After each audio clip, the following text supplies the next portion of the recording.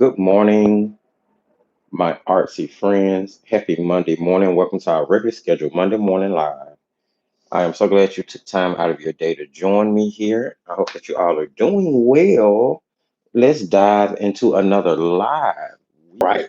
So we're jumping in today. Today we are cracking open something I do every single something I've done for the last 3 years. Uh, and that is a DIY advent calendar. Now, the reason I have put together a DIY advent calendar over the last 3 years is because I have been working on a prototype for a branded advent calendar that I would like to release somewhere over the next 48 months. And I said 48 months, I'm giving myself two. I said 48 months is a long time. I'm sorry, next 24 months. I'm giving myself 2 years because I finally settled on the idea from the different calendars that I've created in the direction that I want to go. But that's not what this live is about. So we're not going to dive too much into that. But we are going to dive into this year's DIY Advent calendar. Now, before we do, I'll show you last year's. Now, last year's Advent calendar actually contained actual art items. I made this really thick, really wide mouth journal, envelope journal. And the envelope journal had 12 individual envelopes in it. And in each envelope was a little art supply. It might have been paintbrushes, it might have been half pans, it might have been acrylic markers, it may have been a gel pen, it may have been pencils and erasers. But our 12 days had an art supply in it, and we used the things that were in this throughout the month of December last year in order to create with. It was really cool. It was really fun. And it was a really good run of this particular idea to see if I wanted to, go with the whole small space, 12 numbered days that gave you actual art supplies, but nothing too big. Everything being small enough to fit inside one of these envelopes, although you'll be surprised at what you can get in there. I want to take it in a little bit different of a direction this year. So this year, I created what I call an Advent prompt calendar. So it's going to go through a couple of different name changes before it becomes a branded product. So basically, I put together an Advent calendar in journal form.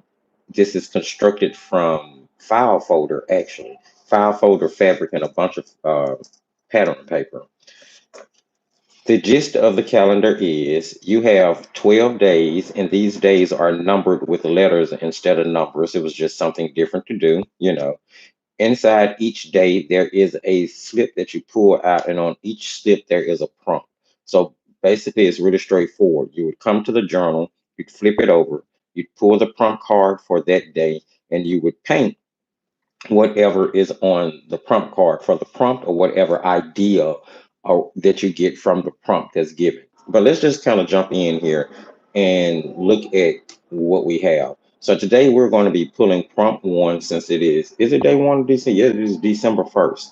So you would come to the calendar, you would pull the card out, and this card has the prompt desserts on it, which is really ironic. uh, because I think I just had a dessert prompt for Thrifty Pastel Month. But that is the prompt for today. So basically, you would paint what's on the card. And then, of course, there would be a suggested medium there. So we're going to leave that out because today's prompt is dessert. And the way this is constructed is that all of your prompts would be at the front of the calendar. And then at the very back of the calendar, you would actually have a signature allowing you to paint all 12 days. So everything would be confined into one journal. You wouldn't have to have anything additional other than what you're going to be creating with. So I've already transferred the sketch for today to my watercolor journal here because I did go ahead and peek ahead, of course, in order to get ready for this live. Because you have to kind of get ready for lives. Sometimes you can't just run at them blind. So that's pretty much straightforward what you would do. You would pull the prompt, you'd find the prompt, you flip to the back of your journal, and you would paint what the prompt is. So that is the gist of what we're doing today. It is a really straightforward Advent calendar idea. It's kind of tying journal making into Advent calendar into a 12-day monthly challenge for December to create a prompt adventure. Now, I'm hoping that once this goes branded, uh, it may be able to move in some form to an actual box that you open, but still contain the prompts and the journal included. So, still working all that out. I'm gonna show you guys something really neat about this. So, when I made these pages, as you can see, this is not bound in. Everything is tied in. And I did this on purpose because once December is over with, I want to be able to use this jacket again in order to bind some other papers. I could even pull the decorations off the front and redecorate without having to throw the jacket away. But the way this is created is that they're all basically tied in, and each page is wrapped around the actual binding so that you can just clip the binding and all the pages will come out. And then you can reinsert new pages. Even the actual sketchbook part itself is made that way. It's held in with no glue, no staples. So you could actually remove this entire signature and put in a complete new set of papers in order to create on. All right. So I'm gonna set that to the side now that we have a good idea of what I'm doing. I'll pull my prompt card back out just to put it on the screen. And we are going to talk about the things we're going to be creating with. And I'm gonna be honest, I cannot remember the type of paper that I bound that journal with. So I'm not sure. I don't think it's a 100% cotton paper. I think it's a cellulose paper because I was trying to go ahead and use up some loose books that were in the studio. I'm going to be using my if you guys remember the palette we put together, there's a 3-part video series. You can look up the playlist. It's called Create Your Own Watercolor or Gouache Palette, where we walk through a lot of different information about paints, quality of paints, artist information about paints. We actually constructed our own curated watercolor palette. And then in video 3, we use that palette to paint with. So if you guys remember that, it was a lot of fun. If you didn't, go check it out. It's under, if you go to the Fine Art Thrift Apprentice Making page, hit playlist, and then scroll down till you find 2020, create your own watercolor gouache palette. It's got 3 videos in it. Check it out. It is super, super cool. Excuse me. It was a lot of fun to put together. I'm sorry, guys, if I keep clearing my throat. As I told you, my sinuses are acting a little crazy from this weather. So that's what we're going to be using to paint with today. And that's pretty much all we need. Let's go ahead and, excuse me, get started with our illustration for today. So I'm trying to figure out how to get set up here.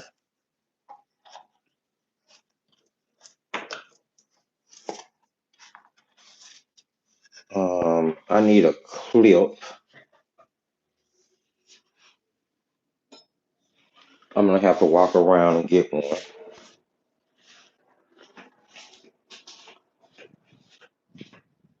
So we are doing the prompt of dessert, and I've decided on painting a cake in a jar.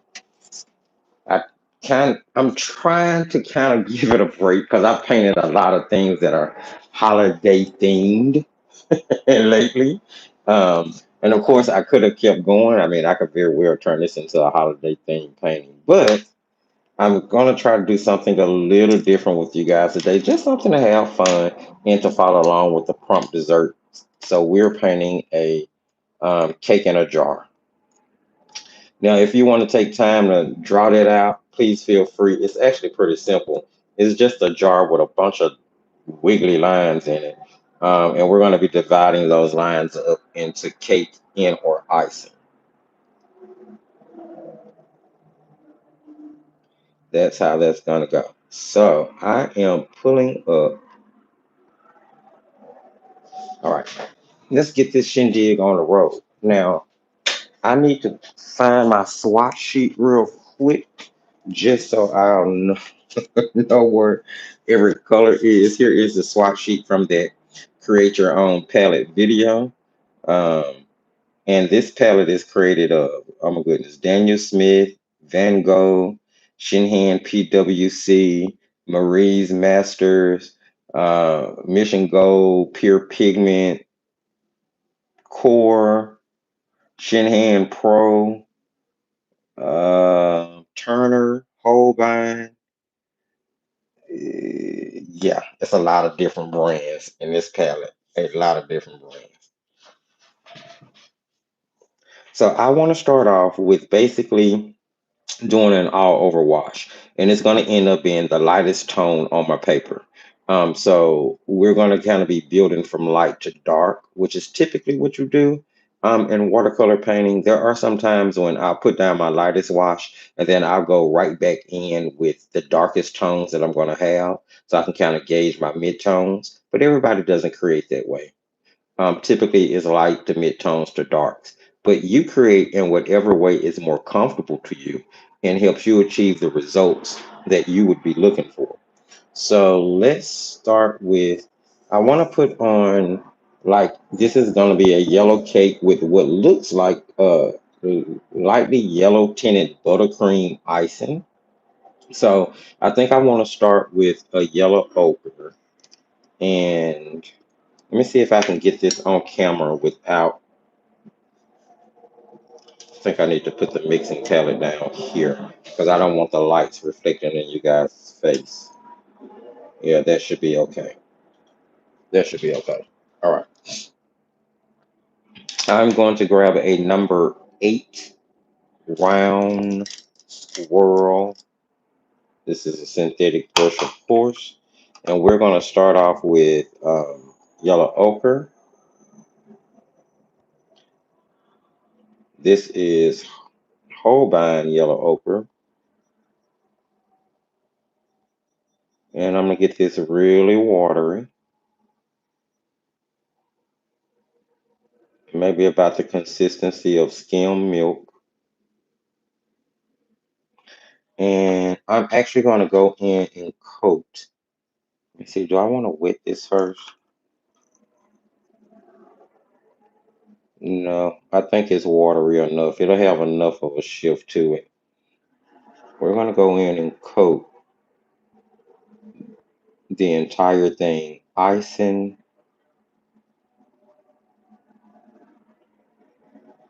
cake, everything that's in the jar. I'm going to coat. Now I'm painting wet on dry, so there won't be as much of a shift as if I was painting wet on wet.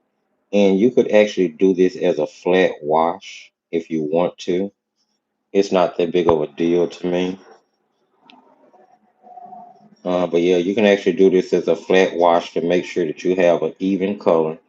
And of course, the brush I'm painting with is not really um, the proper size for this big area I'm painting, but we're gonna make it work. Now, this is probably going to turn out to be more illustration style versus realistic, but you never know. You may take it in that direction.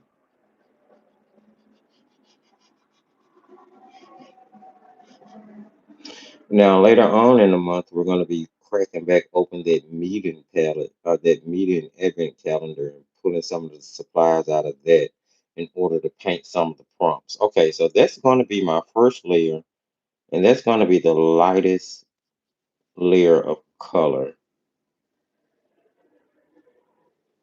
I actually may have should have mixed some white into that. I hope that doesn't end up being too dark.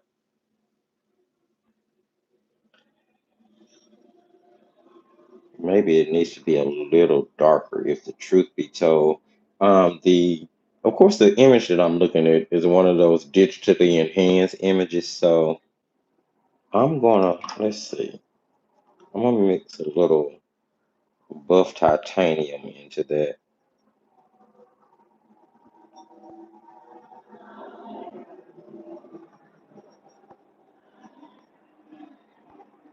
Hmm, I guess that's a little bit better. It's a little bit more opaque.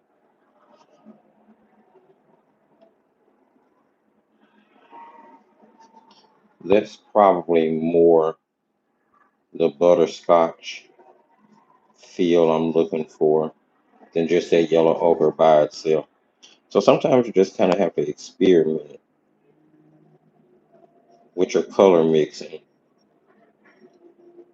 to achieve the color that you want. Now, you would have thought that, yeah, this is definitely a cellulose paper, because we just put a wash on there and it's almost dry already. As far as being able to spread the paint is concerned, the paper itself is.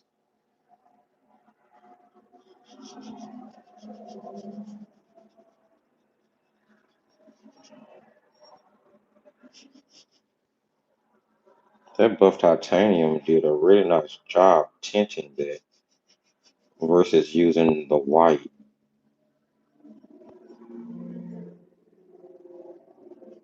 And it's almost dry brushing because, like I said, the paper dried super fast.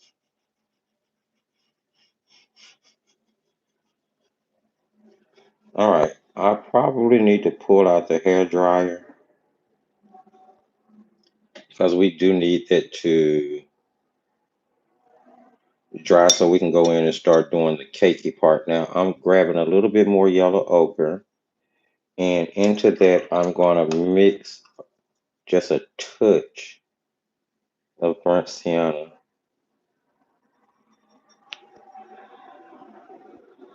just a touch. And we want to try to keep this a little thicker than the wash we put down, because this is going to be, that should go over like that. This is going to be the actual cake part, and you want to keep this paint thicker than the wash you put down so that it doesn't run all over the place and spread into the next cell, although it's still considered wet on wet. And it's because I have less water on my brush, more paint. It's a thicker consistency than the first wash we put down. It shouldn't do a lot of spreading.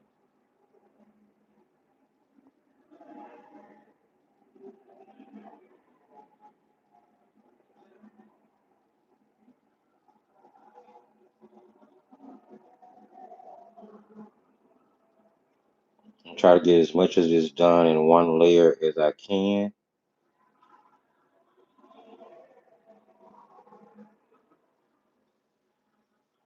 I said 2 lives on YouTube today, so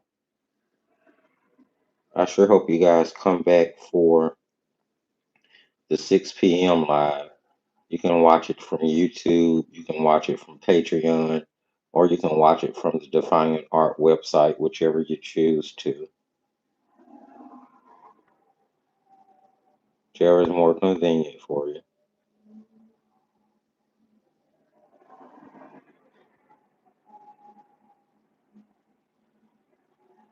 And what I'm doing now is painting in the part that's going to be cake.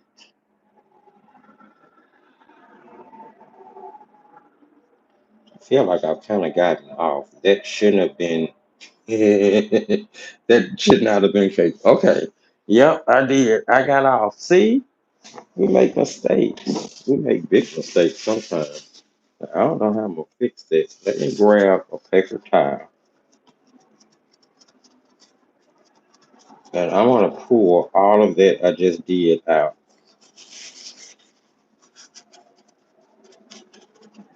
Yep, because I made a mistake.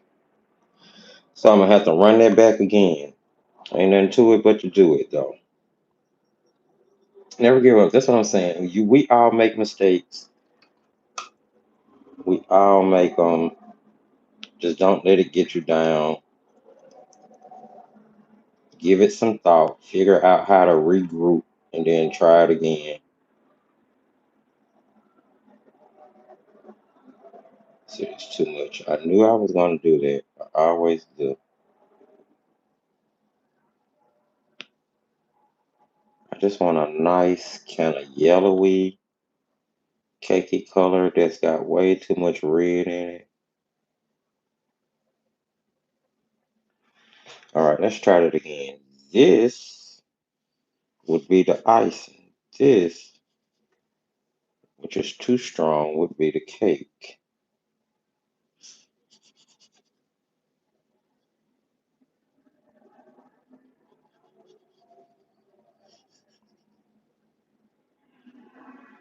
Just a little shift in direction real quick, nothing to it, no big deal.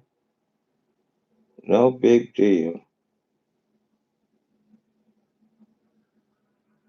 I used to would panic, tear out the whole sheet, start all over.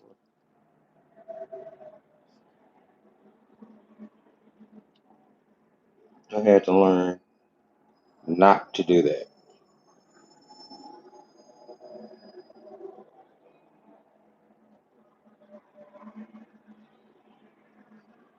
It's just a piece of paper, as Lindsay said. I'll check the comment section as soon as I get this layer done, because I'm gonna need to grab the hair dryer. I think I'm going to, for the icing layer, I'm probably going to try to mix a second wash that is even lighter. I need it to look more like icing. Now, I said this is going to be more illustration and less realistic looking, but yeah, I'm on a mission to get that icing to look a little bit more like a buttercream. But we'll be able to do that as we build layers.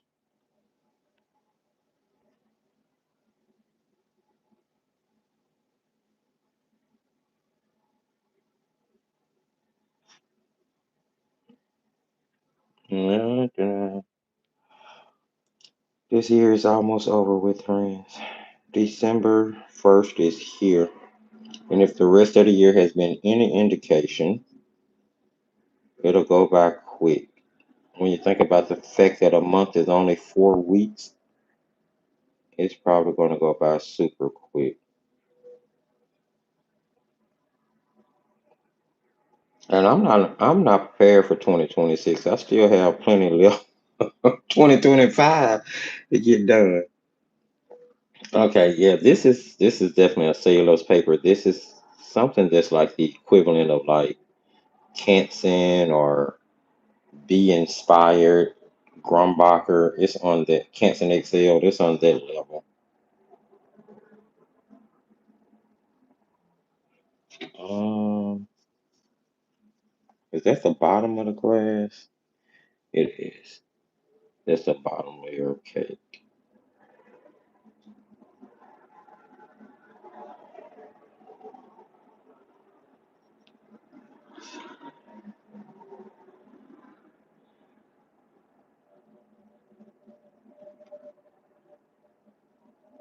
I really wasn't too careful staying inside my lines, now was I?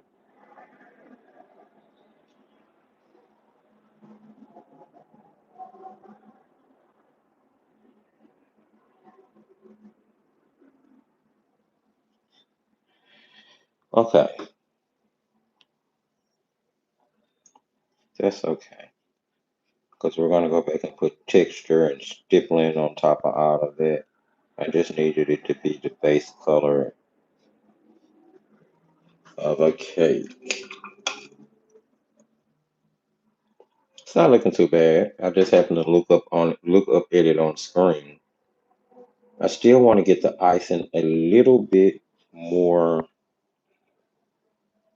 It's a little bit more oomph to it. Let's see.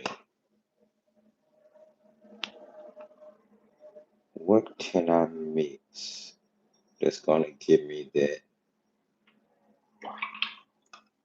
Maybe if I add a little gamboge to it.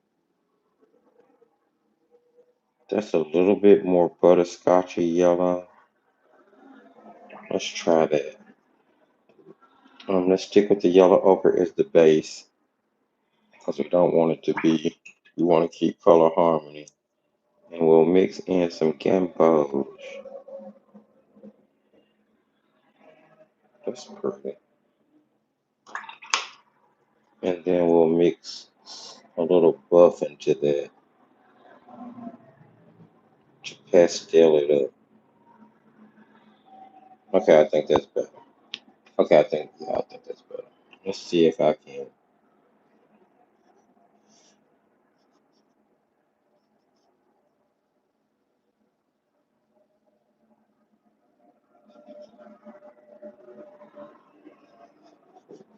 You can definitely see the difference.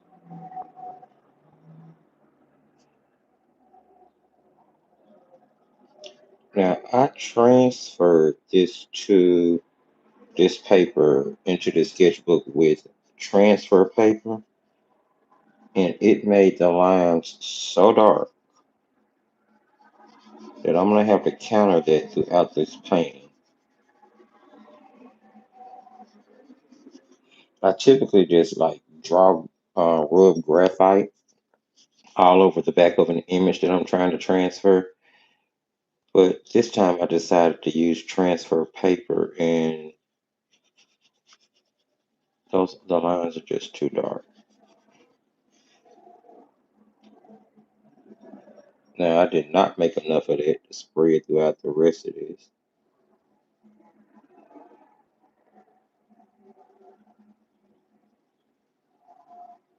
which means I need to go back and try to mix that same color. Good luck, right? This is why we're supposed to mix enough from the beginning.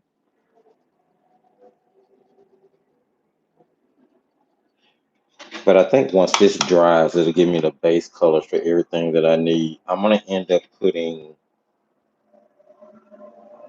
yeah. I'm seeing now what we had. We had yellow ochre, we had gambo,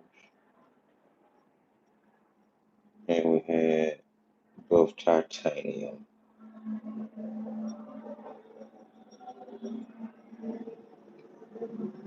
Almost pulling another Thrifty Pastel month thing here. That's a little bit more yellow than it needs to be. Add some more buff to that.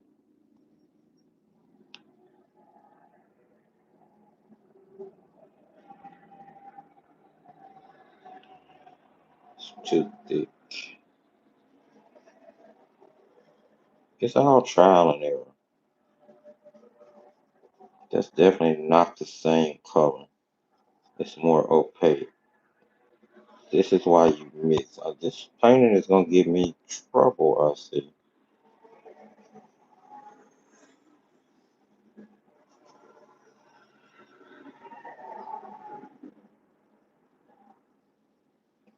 Determined to give me trouble already.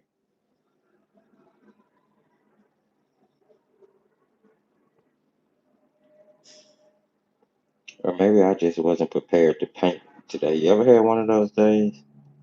You think you're prepared to create, but you're really not. The stuff that comes out of your hand just like, wow. All right, I'm gonna grab the hair dryer.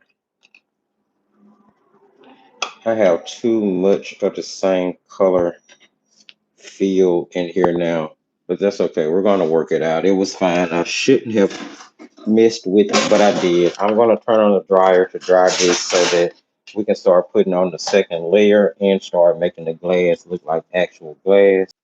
Let's go ahead and start working on just concentrating on the cake part, and everything else will fall into place. Okay, that's icing. So I'm actually gonna re-wet. Yes, I'm re-wetting the first layer where cake is. I'm gonna grab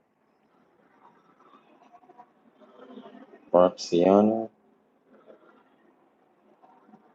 and I might need to switch brushes. And right around the top of the cake, we're going to start putting texture because we would have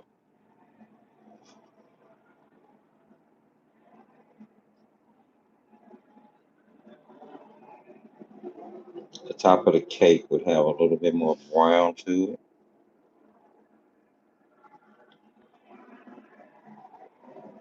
The bottom part of your cake would have a little bit more brown to it. Now you're thinking, okay, don't worry, we're going to do some dry stippling that's going to give it texture. It's going to look just like cake.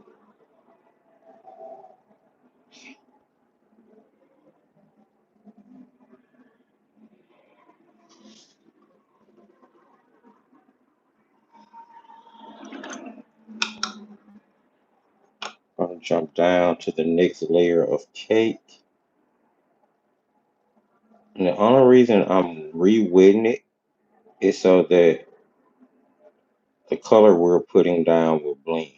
Now keep in mind, you're only going to be able to do as much as your paper lets you do, as many layers as your paper lets you have.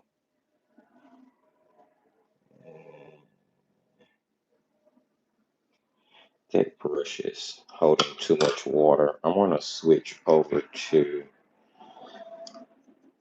a smaller nylon brush.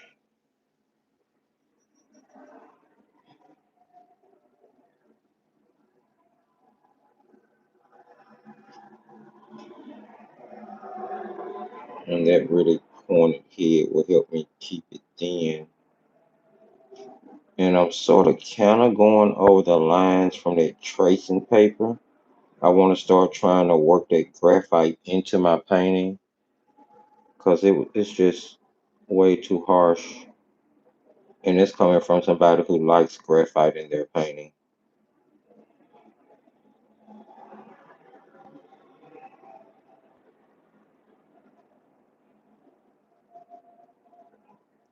My paper is drying already, therefore it's not spreading up into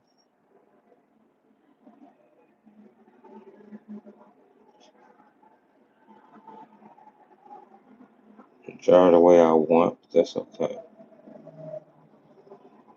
So we're gonna work all of this out.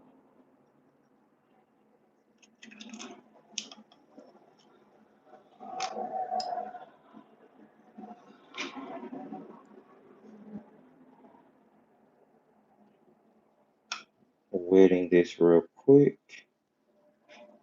I'm trying to work quick so I don't have you guys here all day.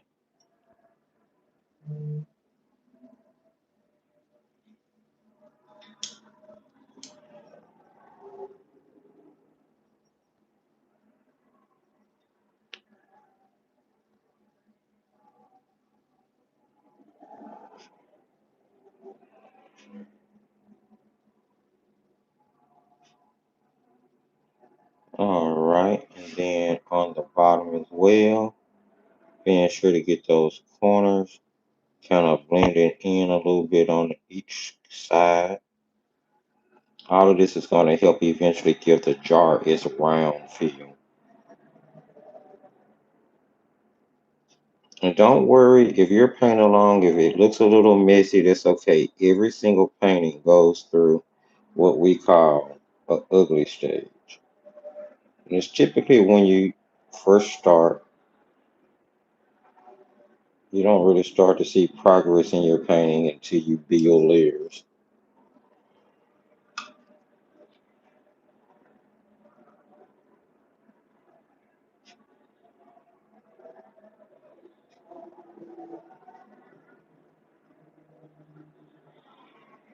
All right, and back over to the smaller brush. I'm grabbing some of that burnt sienna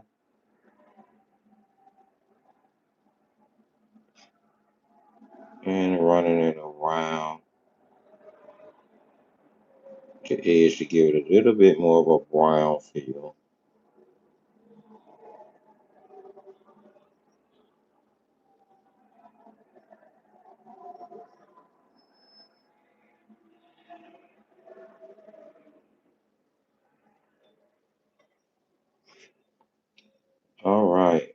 going to dry this or make sure it's really dry. Then we're going to start adding texture. We're going to work the cake first, and then we'll work on the icing. Or maybe what I'll do is I'll let this start to dry and I'll start to work on the top part of the icing because we need to add in fluting. All right.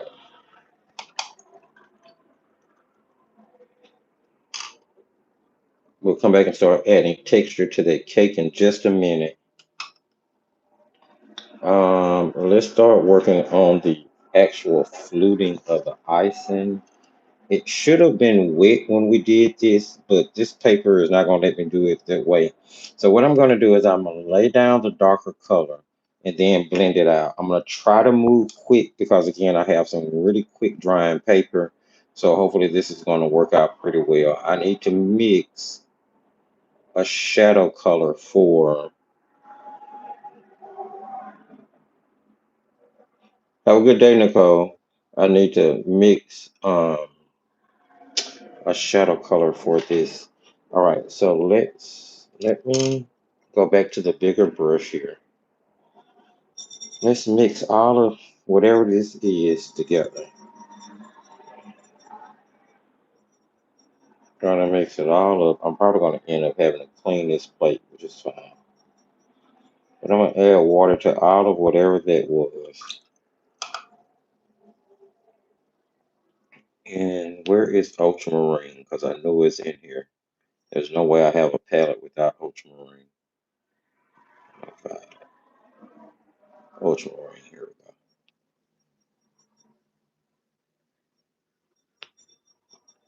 And I want to start mixing a tiny bit of ultramarine at a time.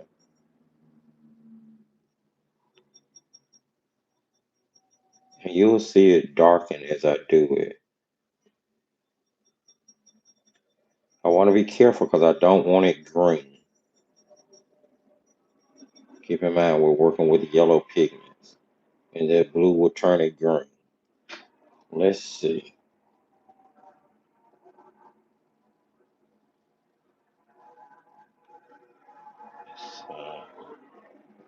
So let's try this.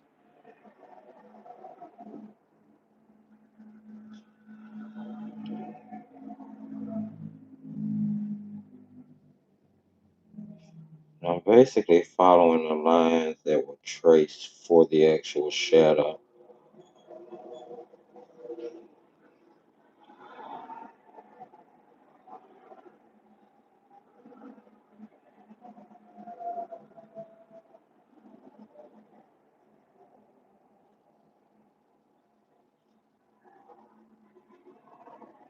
Alright, I'm going to rinse that brush and then go in and blend it out around the edges so it's not harsh.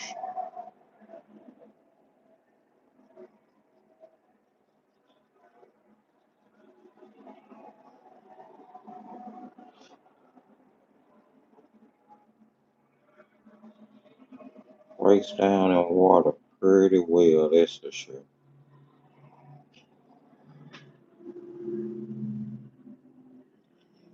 Alright, let's see. We're needing,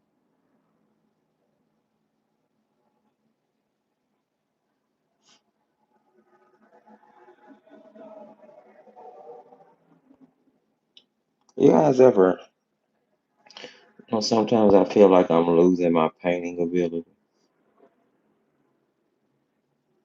I've kind of find it hard to find inspiration lately, even though, I'm painting from a prompt.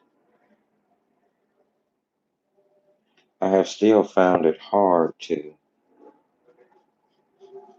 I don't know.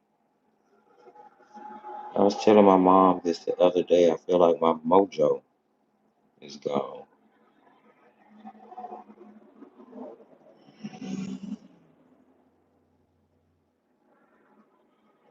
It's a little weird in all honesty. It's a weird feeling.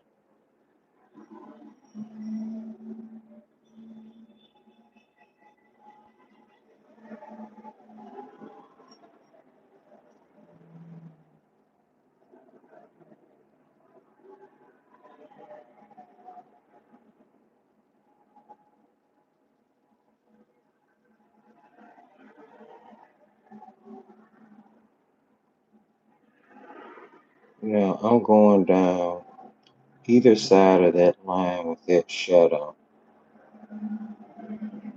Try to make that fluting look like it's deep. And I'm still using that same watery, darker yellow that I made.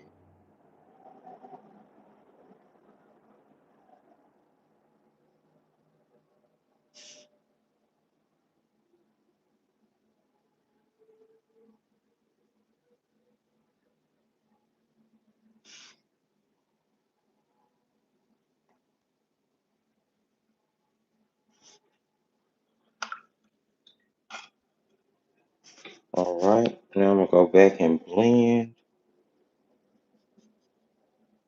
Try to get rid of any harsh lines if I can.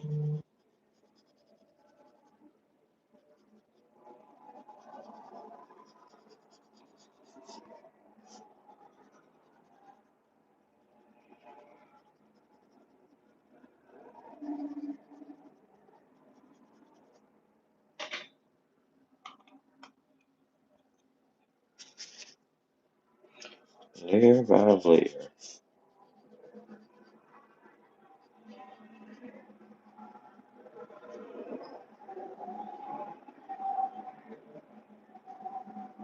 I'm just softening lines. I don't want anything harsh or hard.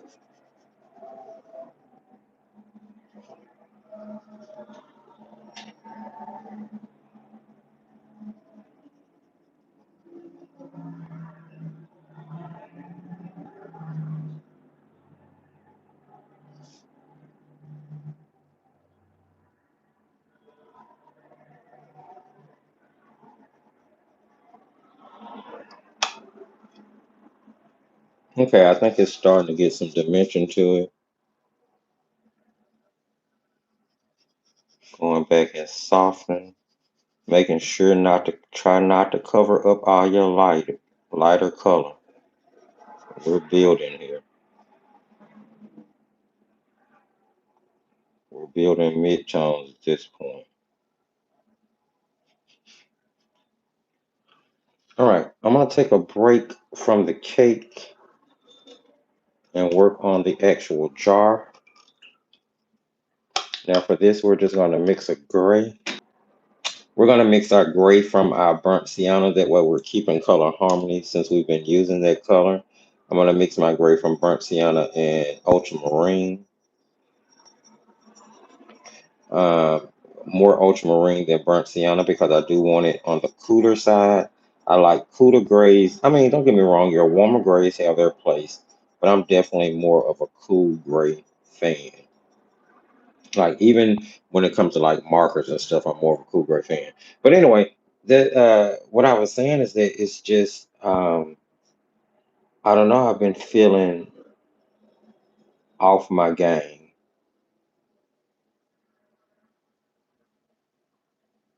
I have really been feeling off my game.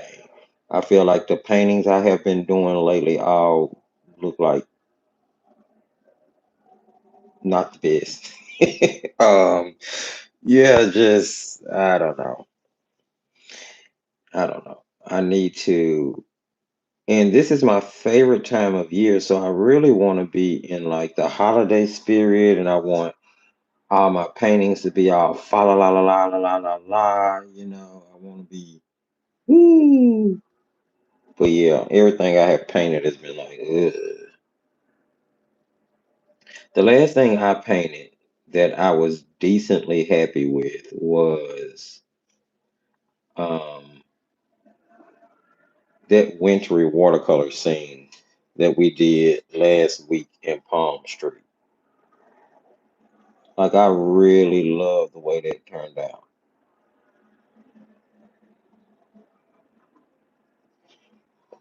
But nothing since then has really just.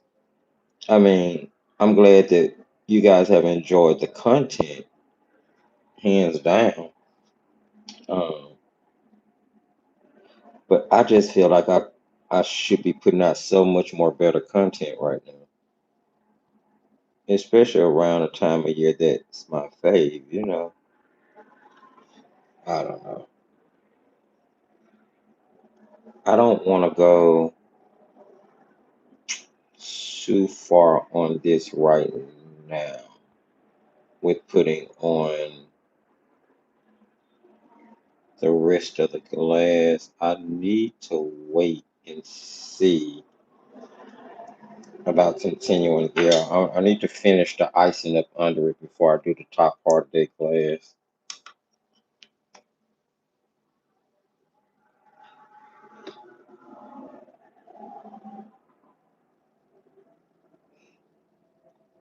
It's a shadow in it, so I'm gonna go ahead and put that shadow in there right now.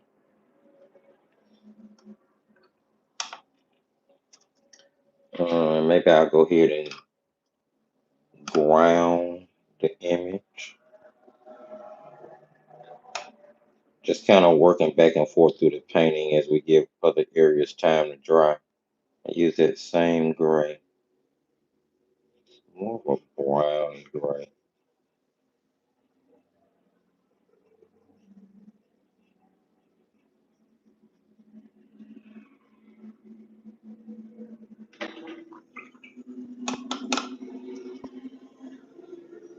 Rinse my brush and just kind of blend that out so that no harsh lines, no harsh lines.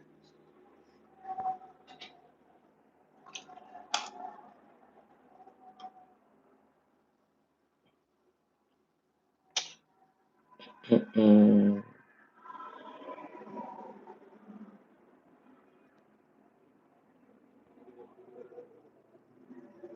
Mm-mm. Hello, Eleanor.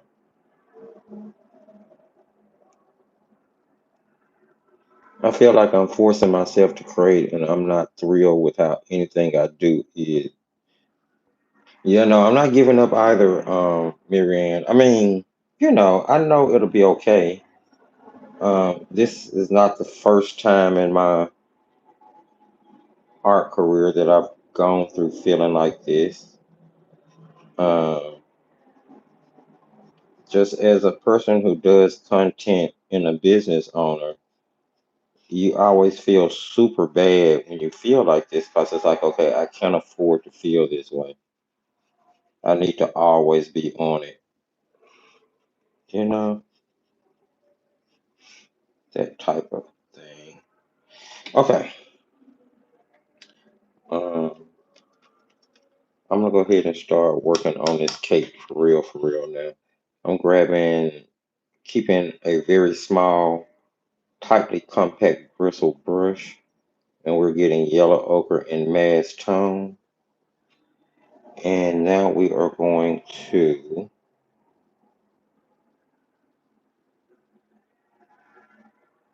kind of dot on texture, and we're going to do this in several different colors. We're keeping the main layer yellow ochre because it's a yellow cake, and you're going to go over everything, even over your burnt umber that you put in, because we're going to go back and put the texture on that as well. And you can stipple, which is basically just to make dots. You can make random little scribblies. You just want to make sure you don't cover up all of your base color, okay? That's the most important part here. Don't cover up all of your base color. Keep your paint in mass tone because you want this yellow ochre to show up.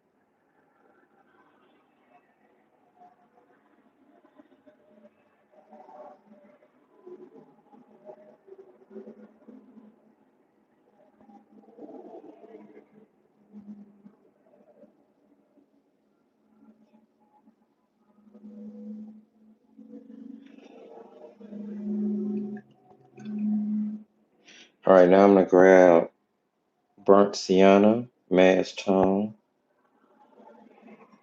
while I still have the yellow ochre on there still just a little wet. And we're going to tap in texture around the top of the cape along the sides, those areas that would have more color.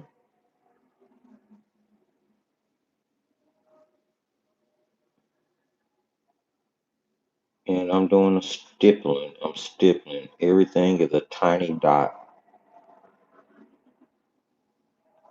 Letting it kind of run down into the cake itself a little bit here and there.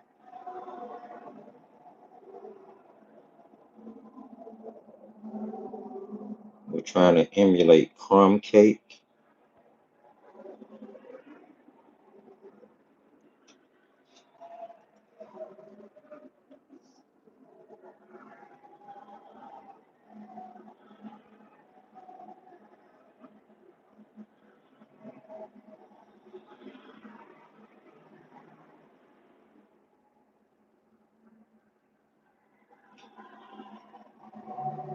I'm not sure how well you guys can see that, but I'm going to hold it up in a minute to make sure you can see the direction that we're shooting for here.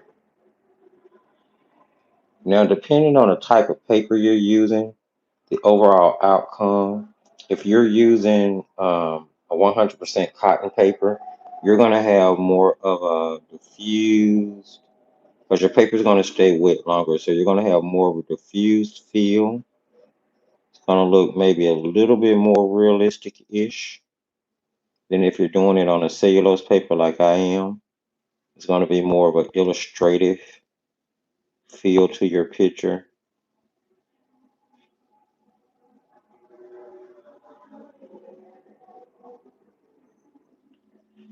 All right, so that's what I mean by making it look like crumbs, like crumb cake. Now we are going to be putting a darker layer in there, but you see how that kind of looks like cake?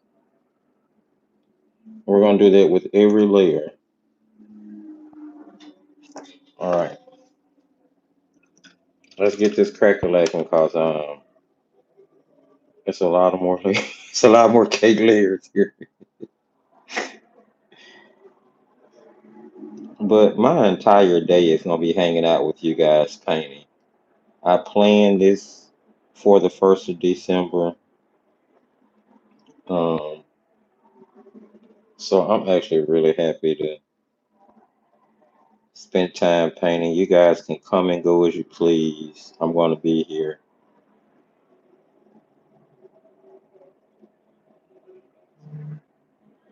I'm going to take a break when we get done with this one, and then we'll be back at 6 o'clock this evening. I got to go post it on everything so everybody have access to it. It's already posted here. I need to go put it on Patreon and Facebook and all those other places. And in between lives, I'm going to be working on finishing up the first video for the Paper Alchemist channel. And as you can see, as we put that color onto the cake, the icing starts to look lighter and lighter. And it's going to look even lighter when we're done because we're going to be putting darker crumbs, almost black, um, for contrast in the now if you want to turn this into an ink and wash, you could. That would be cute too. And then use the black pen as like your darkest value in your painting. That would be really cute as well. All right, I'm gonna go to my burnt sienna here. I really like this palette of paint. I didn't do too bad putting it together if I do say so myself.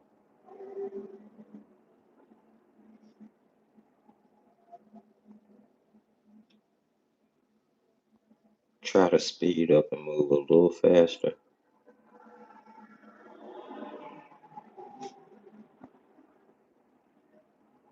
And you don't have to do like an outline.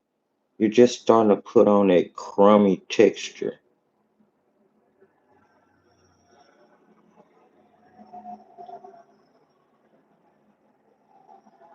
It's like lost and found edges, but you're doing it with stippling.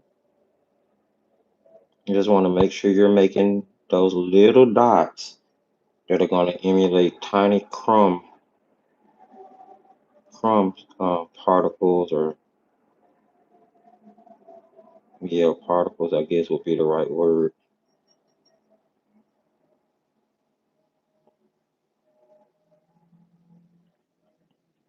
Keep it dark around your edges so that it's sort of lighter in the middle. Going to continue to add dimension to our jar as we work.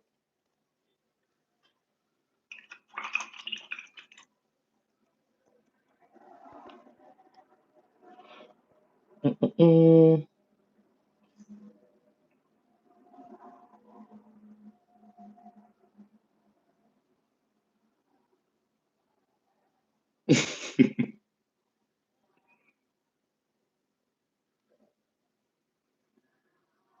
Yeah, Eleanor, I ate a lot for Thanksgiving too. As a matter of fact, I ate so much for Thanksgiving. I literally said, I did the thing we do.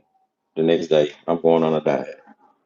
I have to go on a diet. There's no way, you know, that thing that we do. But I'm like, I really need to do something. So many of my clothes don't fit anymore. I don't know how it happened. I guess it's because when I'm at home, I'm always in like lounge stuff because I'm in the studio painting or creating or shooting a video. And most of the time when I'm out and about, it's at work. So I'm in my uniform. I feel like I hardly ever put on regular clothes. And then when I do, they don't fit. It's like, Ken, when was the last time you purchased clothes and not art supplies? you know? I was asking myself that earlier. I'm like, okay, you know what? Um, you need to not use Black Friday to buy art supplies and use Black Friday to start supplementing your clothes so you can switch them out, or get a membership and actually go to the gym and use the membership, whichever comes first. I'll be honest, it's probably going to be easier to just buy new clothes. It's probably going to be easier to just buy new clothes, truth be told. Um, they going to the gym thing and being consistent about it, especially when you don't have like anybody else to go with. Now, when I had roommates, right? Um, of course, back in college and when I had my first apartments and things like that, I had roommates, and we were all into going to the gym. So it was much easier because you can have some camaraderie and motivation, all those good things. But then, as you get older and you kind of start to go your own direction and all these type of things, life changes and work happens and you start a business, you know. And I just haven't been as proactive with stuff like going to the gym as I used to be. Um, as a matter of fact, I had a gym membership that was just deducting from my bank. That's it, because sure wasn't using it. So I eventually canceled it, um, because I'm like, okay, I'm not using this thing. But now I need to reinitialize a membership somewhere, start doing something. I'm not sure if I told you guys, but like I had a doctor's visit, and you know, doc was like, "Hey, we need to start watching what you're eating. You're getting older, and blah blah blah." He said a couple of other things, and then he told me that I'm in a state of pre-diabetes, um, and we really wanted to start, watching and taking better care of what I consume. And the funny thing is, I don't think I'm a junky eater. I mean, lately I've kind of, been a little bit worse, especially about bedtime junk, things that are sitting by my nightstand. stuff like that. So I could probably definitely do better in that area. But I never really considered myself a like unhealthy person. So, you know, just need to just need to do better. It's that simple. Need to do better. So my last couple of meals since Thanksgiving have been fish. I'm a seafood freak. I love seafood. And when I say love seafood, I'm being very serious. Like if it lived in the water at any point, I would more than likely eat it. Now, I'm not trying to discuss or gross anybody out, but that's just the truth. If it lived in the water at any point, more than likely I would eat it. I am a seafood fan. And I could actually eat seafood every day, all day. And I actually tried doing it one time, um, practicing, what is it, pescatarianism. But I eventually ended up going back to eating chicken. Chicken is just a part of my DNA, so it's hard to walk away from. Okay, now let's put on.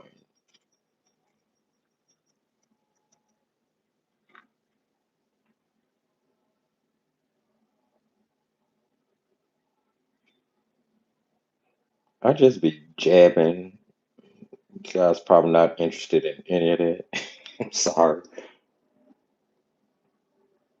But I be trying to think of conversation I have to kind of pass the time as we're painting, in between me telling you the techniques I'm doing. Because here I'm just repeating the same technique that I've been doing for all of the cake layers. I'm stippling. I stipple down a layer of yellow ochre all over, and then I'm coming back stippling in burnt sienna around the corners. And what we're starting to get is crumb texture. And again, you don't have to do it everywhere, just like here and there. Make sure you get your corners for dimension. Gonna spot it a time or two throughout the yellow ochre, and quickly it starts to look like cake.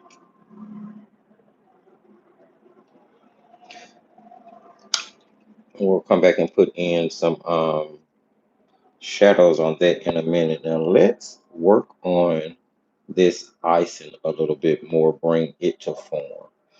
Now, I really, so this, and again, this image I'm looking at is definitely digitally enhanced because this actually has more of a white. I think I pushed the color too much, but that's okay. That's okay. Um, let's try down here. We need a more yellowy feel to something. Okay, I'm gonna try this with watery yellow ochre. I'm gonna mix a little gamboge into that, and I'm gonna see if this is the color I need.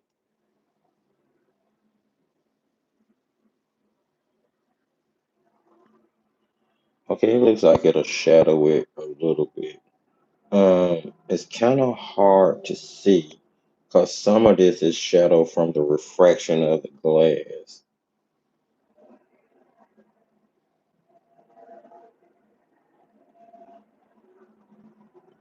and some of it is actually a tint on the icing.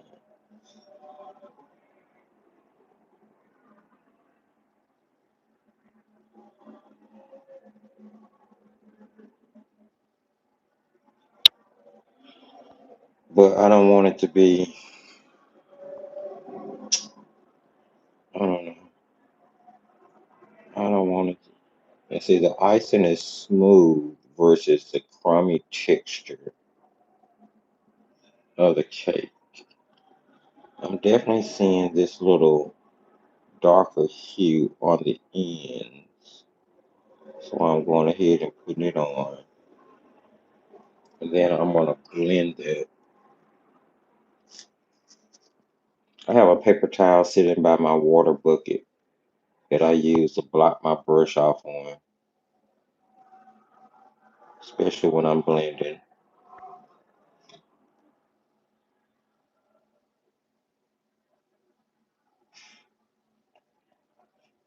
I'm trying to prevent hard lines, but in some cases, you may actually want a hard line.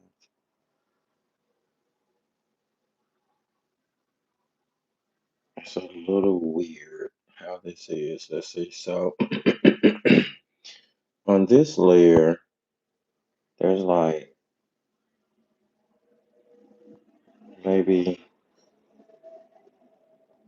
a thin shadow that runs across the bottom.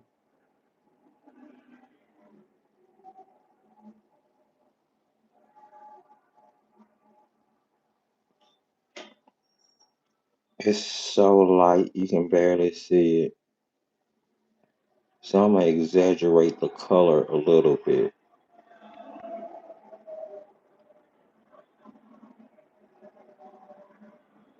And I think what that's gonna do is help with the division a little bit more. Um, because you kind of want the icing to seem like it's gonna run down over the next layer. So I see why that shadow is necessary. I'm just blending out the top of that so it won't be too harsh. Let's grab a little bit more of that. We're mixing gamboge, which is super gold. That yellow ochre activates so well.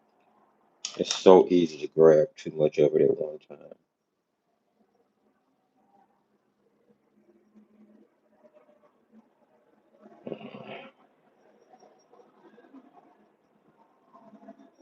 Water, trying to keep it as watered down as possible.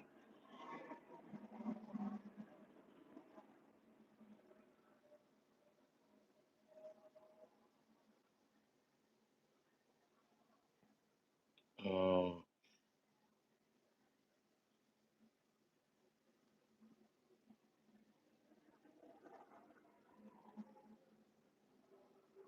trying to work quickly here so I can blend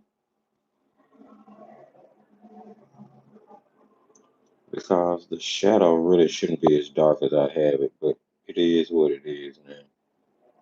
Can't do anything about it. I want to blend this area before I move on.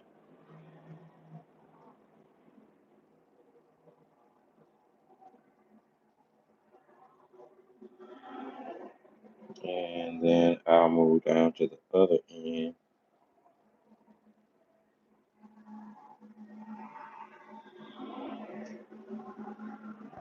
I don't see too much on this end.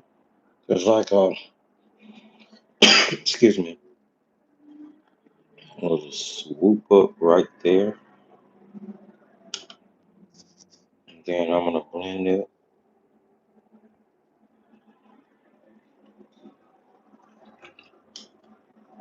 I'm not even sure if you can see the type of effect that that's making. And I'm not sure if it's giving it the feel I wanted it to.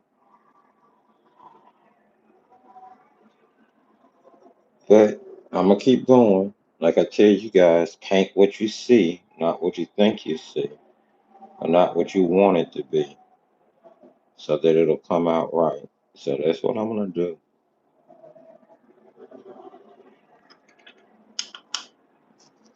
All of these little details add to the overall texture of the picture.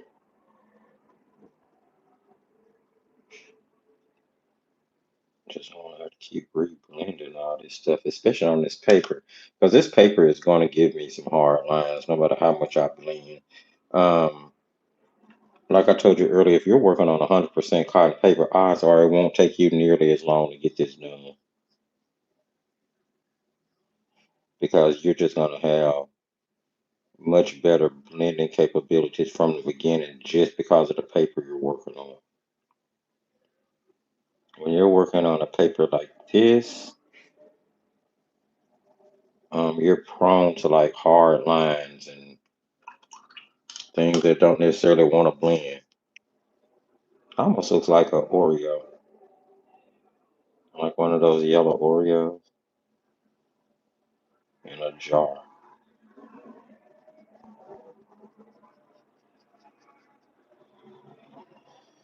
All right, and then these lines are actually kind of spot on because that icing is almost white and I made it yellow. Now I need to figure out how I can take it back without damaging anything. In the meantime, let me work on the bottom of this glass down here. I think I'm just gonna put some more shadows in it and then put sprinkles on it. I think it's gonna work out. It'll be just fine. I don't need to change the color because once I put sprinkles on it, it's gonna all make sense anyway. So let's go ahead and finish up the bottom part of this glass so we can move into the top part. And I have some refraction going on here.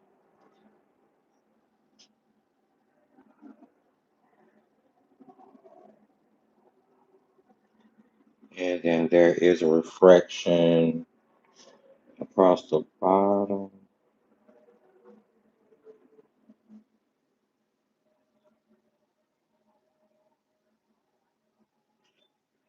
And then there's refraction heavier on this side under the cake.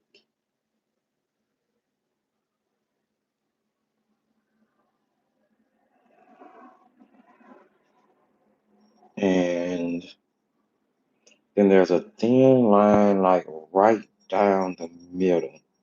I'm trying not to have to mix any more color.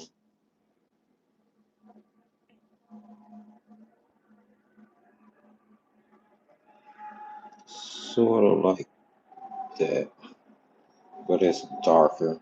It's much darker. I need to, there we go.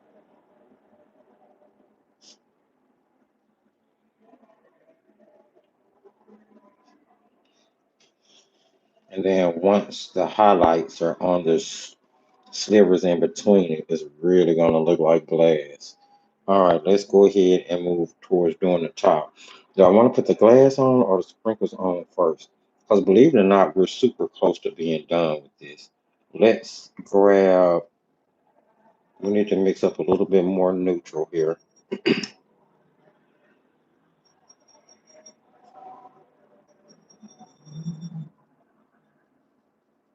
I want to enhance the shadow under the bottom as well.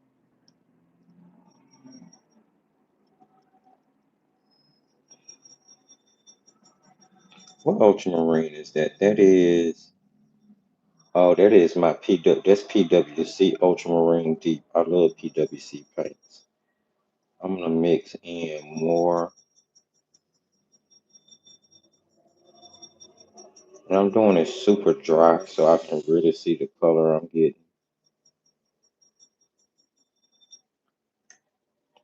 The more blue you mix into it, the cooler it's going to become.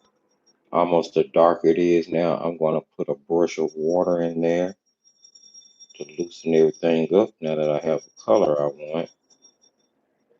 And I don't want it too loose. I'm going to go back over this line. There we go. That's the dark I'm looking for.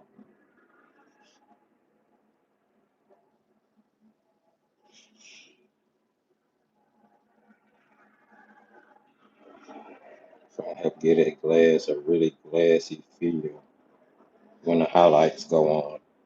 All right. Maybe I need to enhance the sides a little bit. Touch them up here or there.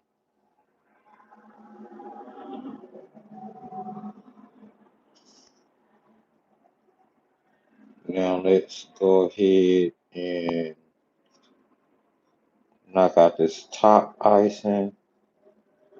Oh, well, that's fine. Just making it like more shadow on that side of the glass. It'll be cute. It'll be cute. Um, Now here I'm going to, because it's actually in the reference photo, it's actually like the shadow is black almost. And then it's kind of spread out because the icing is white. So the dark works against it. I'm trying to see how I'm going to pull this off and it not look tacky. Okay, I'm going to try to do one at a time. So we'll paint this one in. It needs to be a bit wider. And I'll immediately rinse my brush and we're going to try to blend it out on the top so it looks like it has a bit of a lip on it. I'm not blending the whole thing, just the top. So I'm grabbing a little bit of that line and blending up with it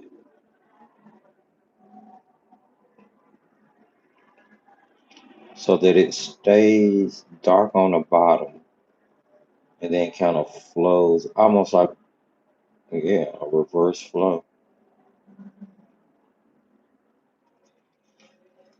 Okay, okay, okay. That's not bad. That's not bad. Let's see. Um, this area has a bigger swoop to it.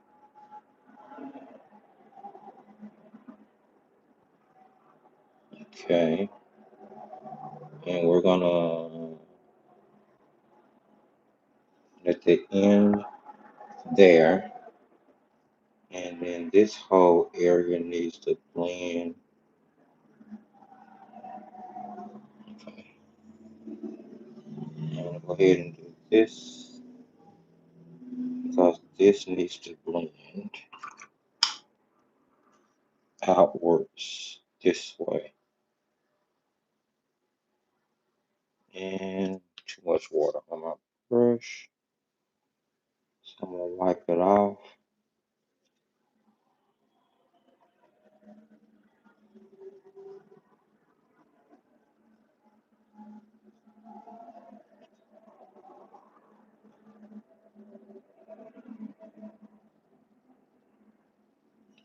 You know, there's a such thing as being too detailed, and I think I'll get there sometime. I really do. But it makes for such pretty pictures when you take your time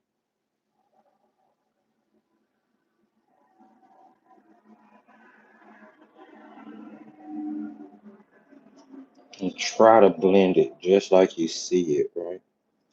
Because that's all I'm ever really doing, just trying to blend it just like I see it.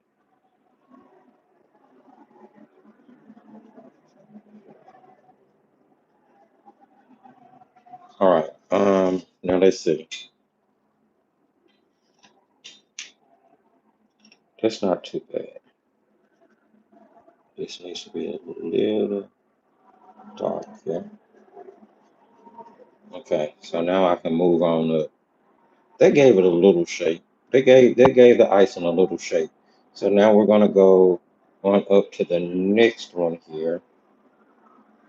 Have I lost y'all? You guys still here? I haven't looked at the chat in a minute. You guys may be gone. Oh, I still got a few people here. Nice. Let's see.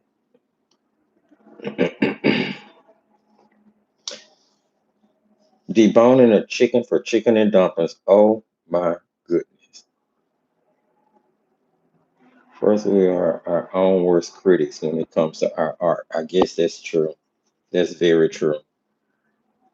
Second, no one is on all the time. Third, create for the sake of creating and enjoy the process, no matter the outcome. Art should be joyful. I absolutely agree with all of that, Terry. And I mean, that is a message that I teach and push all the time. The thing is, you never just kind of teach it and push it to yourself. We say those things, Like I know those things to be true, but ultimately there are times when sometimes I just don't care. Like you guys have actually heard me say, I don't care how this is coming out. We're just painting. This is not meant to be a masterpiece. And there are a lot of times that I feel that way. But lately, just lately, you know how you'll paint stuff that you don't really care about how it turns out for a while, and then you'll want to just, you all of a sudden you'll want to paint something worthwhile, and you can't. It's like, are you serious? Are you serial right now? You can't be serious.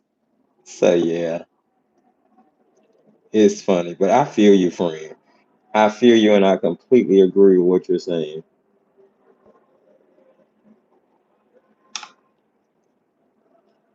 Now, considering the fact that this is not the original color that's in the picture that I'm looking at, and this is actually another great testament to how you don't have to paint with the exact colors that you see from a reference.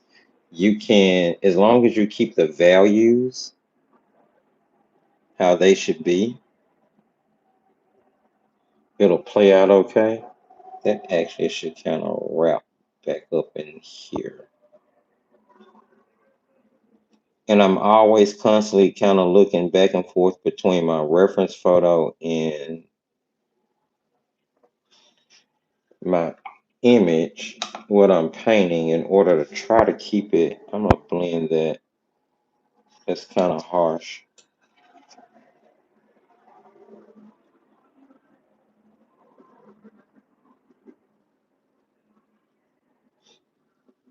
Yeah, like so.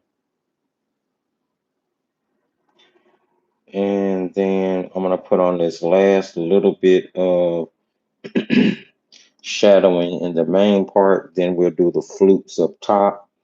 Put on sprinkles. Close off our glass. Final little details and highlights. We're getting there. We are getting there. How's this one? Oh, this one is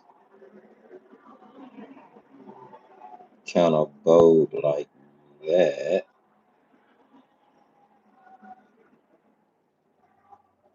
Okay, so it's shadowed thickly there, and then it bows with a lighter shadow down like this.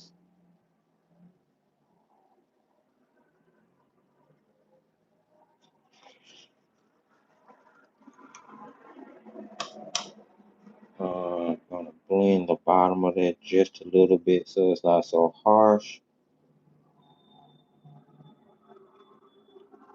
Paper not doing too bad. It's not doing the best, but it's not doing too bad. All right, so there's a very big shadow right here, but it's much darker than everything else. So I think that is cast shadow. So we're going to say that because that's going to be like the darkest darks. We're going to get there in just a second. So in the meantime, we need to do the fluting. So see, that's here. And then all of this is shaded with shadow. That's in shadow. So yeah, the next thing would be the fluting on the very top. I'm still trying to use this little bit of dark I mixed. And this is going to be a little tricky because we have the top of the glass up here as well. And this is where the two different colors of the, let's see, this is not in the reference photo, but I just feel like that should go there. That shadow should drop down like that. So I'm going to do it. I'm going to take a little artist liberty here.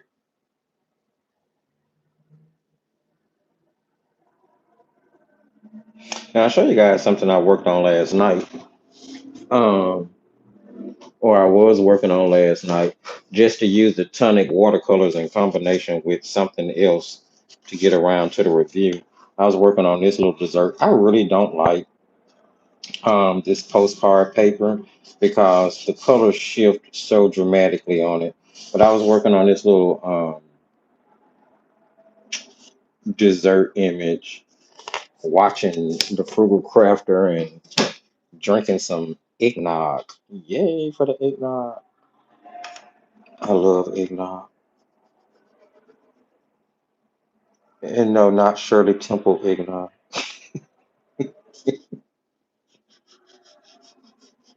Give me all the good stuff. Let's see. Yeah, I like the way that came out. Now let's flute. Now the thing about the flutes is that what am I mixing? I'm mixing that yellow and a little bit of this. Excuse me. Okay. Um, the middle or that thin line needs to be dark, right?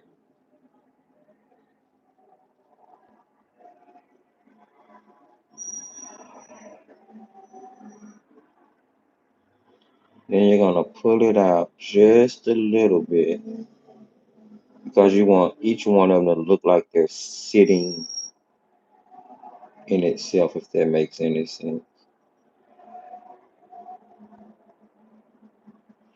All right, I'm gonna go ahead and blend right now because I don't want those lines to get harsh at all. So I'm gonna blend out on either side of that to give it a lighter feel so it'll just look like it's transitioning out a little bit easier.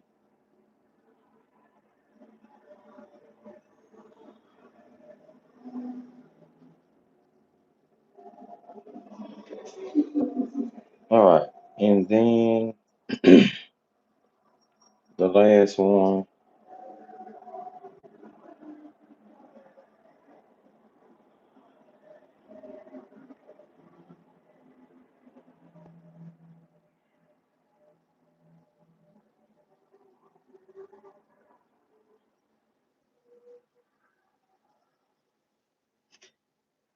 and I'm just blending on the end over here.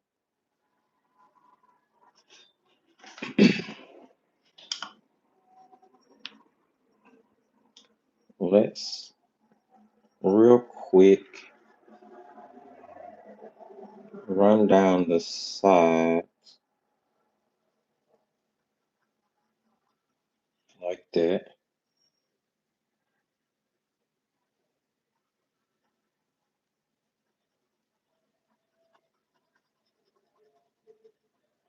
And then rinse and grab that wet brush and go up that line and blend that harsh line away.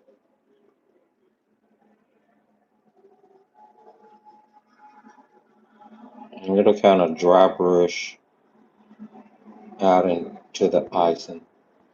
All right, let's do that same thing on the other side. Hold on, I need to mix some more color.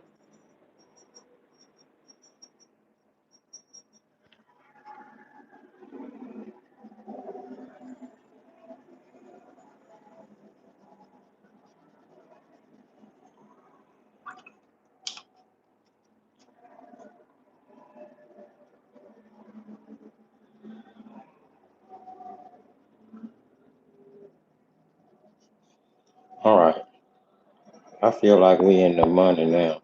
We're gonna let that dry and put some sprinkles on it and then close this bad boy on up.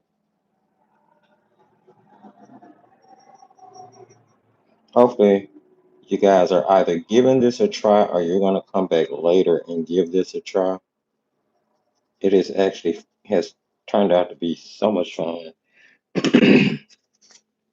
I've really gotten off into kind of blending here, and you know how you have one of those, um, it doesn't do what it's supposed to do. So you just continue to try to force it to. I'm gonna go in and tap in some shadow onto my texture here. I'm just using that dark that I mixed. Add a little water to it here to get it going. And we're going to just tap that in, stipple that in on the corner, on the cake part here. Not going to make it too dark. You're just getting a little contrast inside for your shadow here.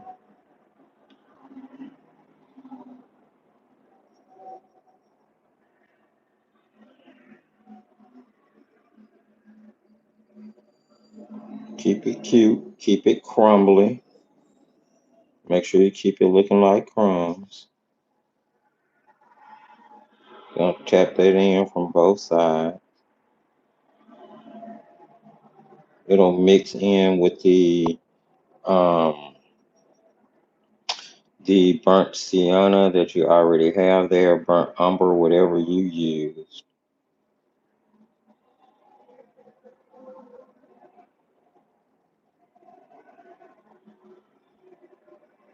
And we're just adding some shadow. I tap a few of them here and there throughout the cake.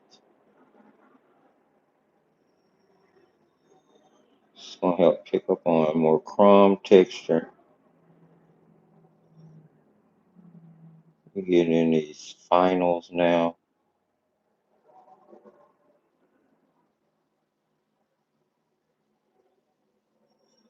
And I'm really not even being too careful. As you can see, I'm just kind of tapping it in here and there. Some of it even turns out to be lines that I didn't intend because I'm moving the brush so fast. All right, I'm thinking I want to increase the shadow line right up under the icing right here, and just so it'll look a little bit more 3D in the actual glass.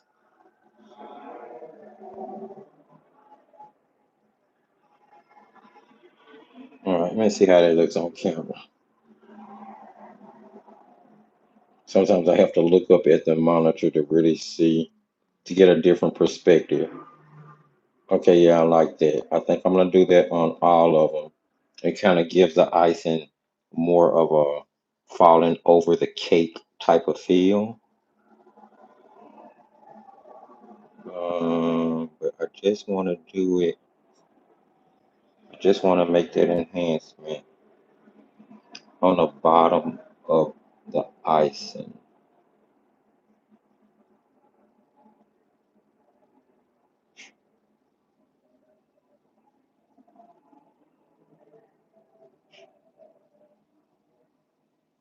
Only on the bottom of the icing.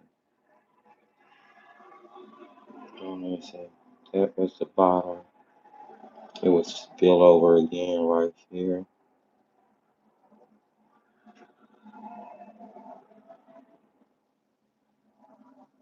So basically, I'm adding that shadow, which should enhance it. That's the hope.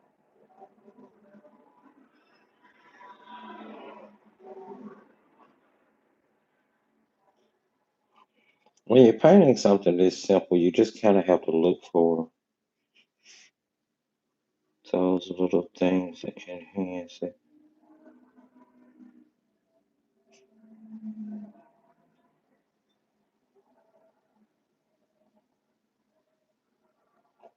I guess this is why I'm such a detailed painter. Um, I tend to paint simple stuff, but get very detailed about it.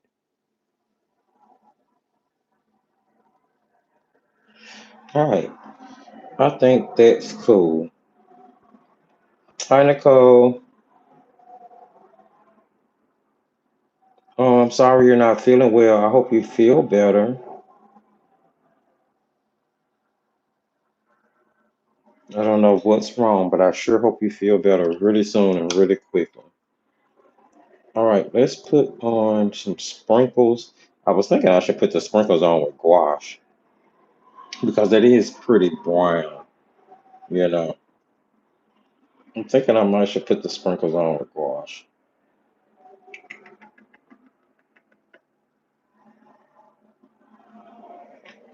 I'm gonna try with this. I'm gonna try with mass tone paint. So we have quite a few different color sprinkles here. Why not go with stuff that's off the wall and crazy? I'm gonna put some of this opera pink on here. Let's see if we can get a. I'm gonna put it on here a few times. Maybe I should mix colors from what I've been using. Let's hold off on adding a new color just yet. Let's go with a little ultramarine and a little gamboge. We'll start there. See what kind of green that gives us, and we'll use that green to make sprinkles. It's not mass tone though, is it? Let's see if we can mask it up some. All right, that's fine. Let's see. How does a sprinkle look? I don't know. Damn, it's a sprinkle.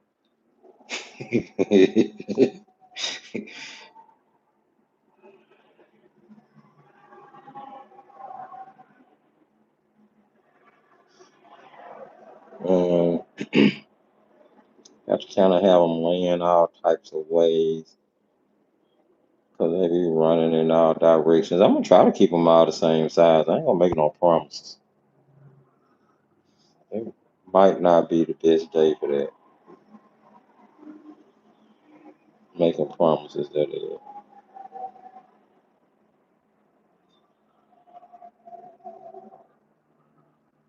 Mm. See, the thing is, you got to put them in places to make them believable.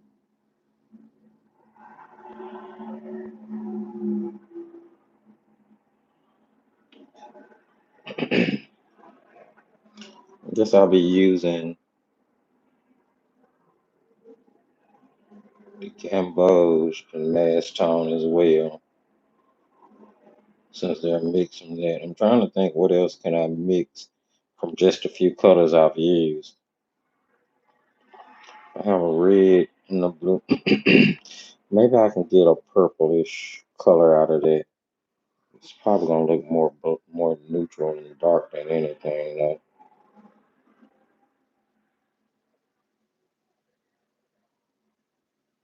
Sprinkles, though, they're supposed to be bright and vibrant, right? Excuse me.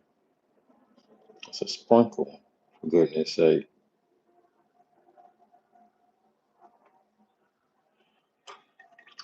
All right, let's try gamboge by itself.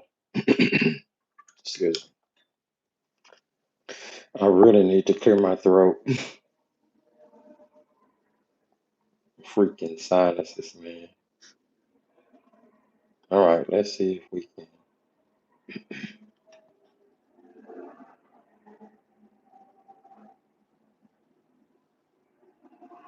Okay, the gamboge sprinkle's not too bad.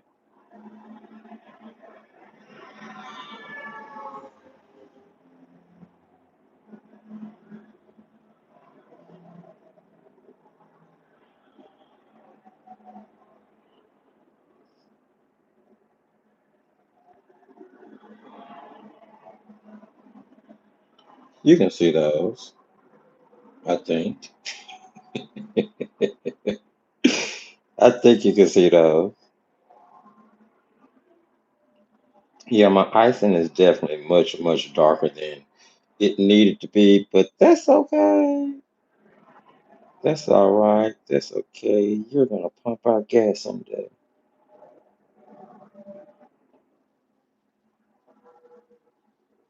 Okay.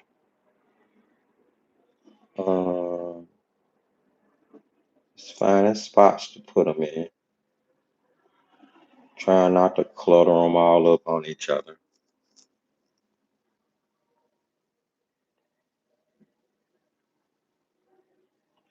All right.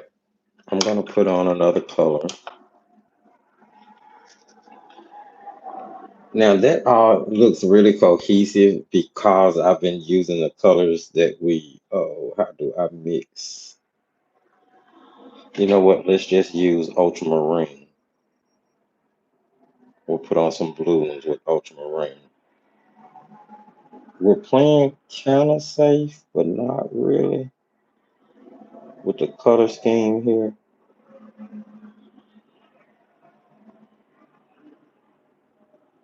It's all working at the moment. I think for the red, I'm just going to use straight burnt sienna. I mean, is it a traditional red sprinkle? No. But nothing's traditional about this painting. I think it's still coming out pretty cute myself.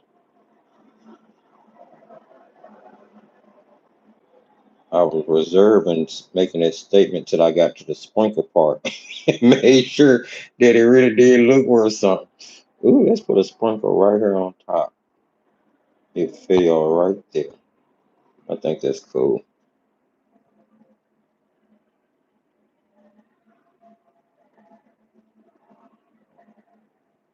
And that way it's kind of off. Maybe a sprinkle hit the jar back here. Why not? We're going to be putting shadow in the show. Work on that in just a minute. Let's see, we'll put one here. They're not necessarily breaking the shadow lines. That's why I haven't put one over the shadow lines because I don't see it that way in the reference photo. But I'm starting to feel like I need to have them break the shadow line to look a little bit more realistic and not so placed.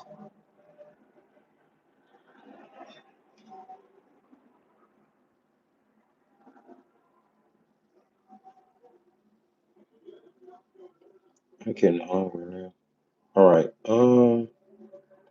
Guys, if you're here, you've been sticking around for a while, you've been enjoying what you see, please don't forget to sprinkle a love, give the video a thumbs up. We're almost at a wrapping point. I really do want to put a few more sprinkles on here, make them a little bit brighter.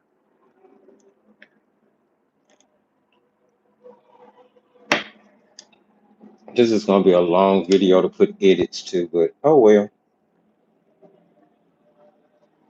But I'm gonna stick like I'm sticking with the monotones. I know that these are not the traditional colors for sprinkles, but these are the colors that I've used. And I do not want to introduce any new colors at this point.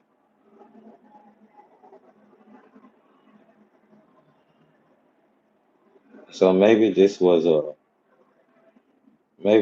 cake in a jar for a man. Who knows? Somebody had it custom made as a masculine thing. I don't know. I'm just saying something to make the color scheme seem right. But I like it. It's cute. I think it's cute. I really do.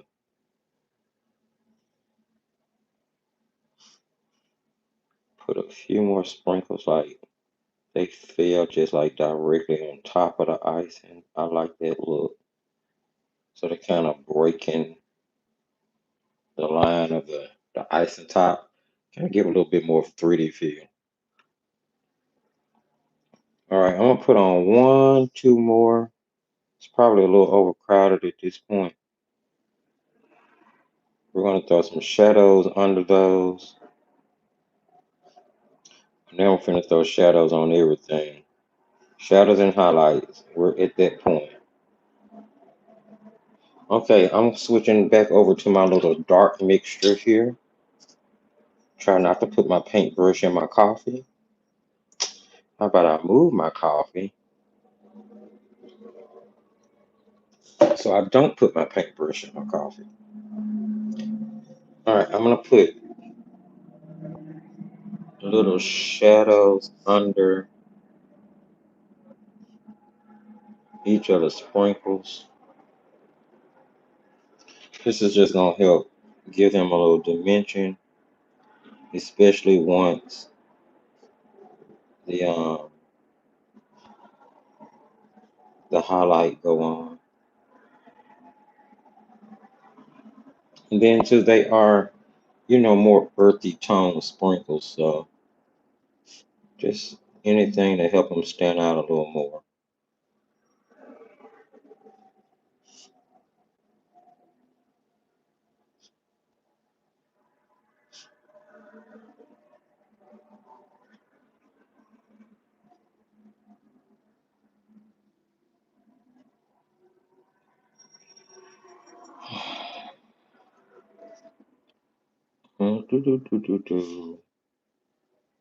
I've got to figure out how we can play YouTube friendly music.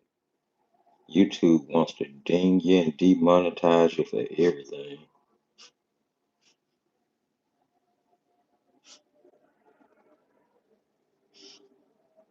It's mainly because they want to make sure that you're subscribed to YouTube TV to do anything on YouTube.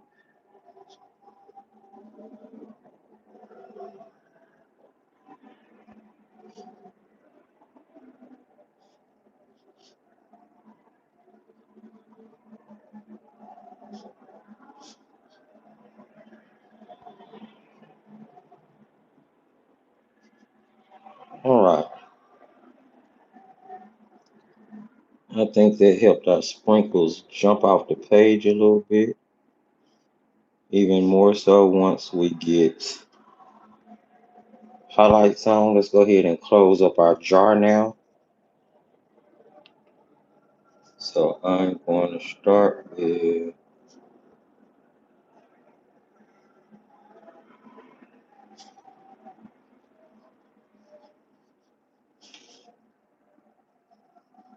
and this is where we're putting our darkest line over everything we've done.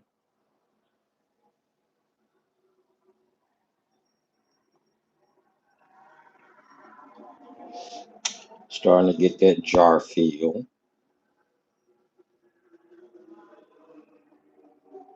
Really get it at this point, I mean.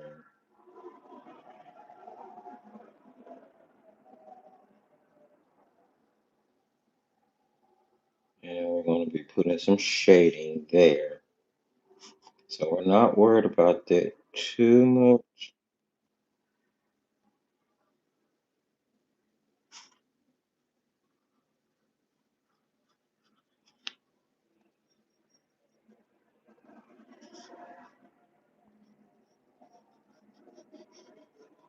This was nice and relaxing. I needed this. Just a nice, relaxing sort of paint alone type of day. And you guys getting to see my tricks on how to paint glass. I love painting glass. As artists, we have those things that we really love to paint that makes us happy. I love painting landscapes. I love painting glass. I love painting food, desserts specifically. Um, I love painting rocks. Love painting rocks and trees.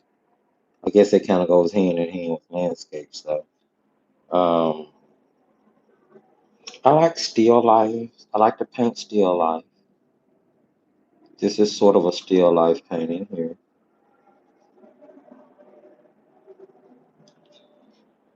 Um, yeah, let's put on, I want to increase the shadow on the bottom of under. Now I'm gonna try to make this stretch. I'll actually remix a different shadow for down here, but I'm gonna try to make this stretch over the entirety of what we need to do with the jar here. So there is shading and shadow. I think that was too strong here, and on this lip as well,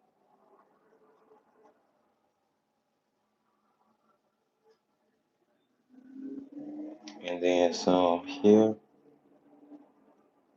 going in this way on the jar, and we need to blend right away. And you want to try not to disturb. You're trying not to disturb what you've already painted. Try not. Didn't say it was going to happen, but you're going to try not to, okay? So a light touch with this. Very light touch with this. All right, let's see. We have that shading around. So we have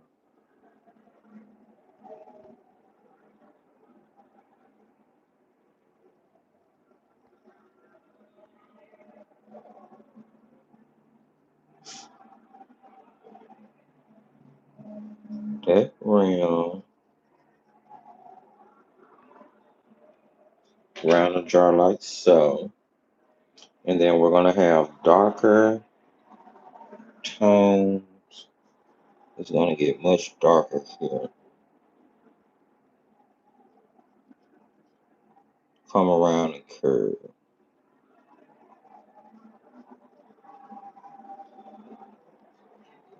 Like that. And then we're going to have darker here.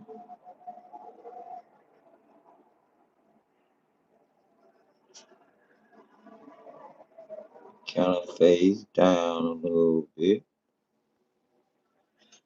And then we're going to have darker here. Now this is interesting.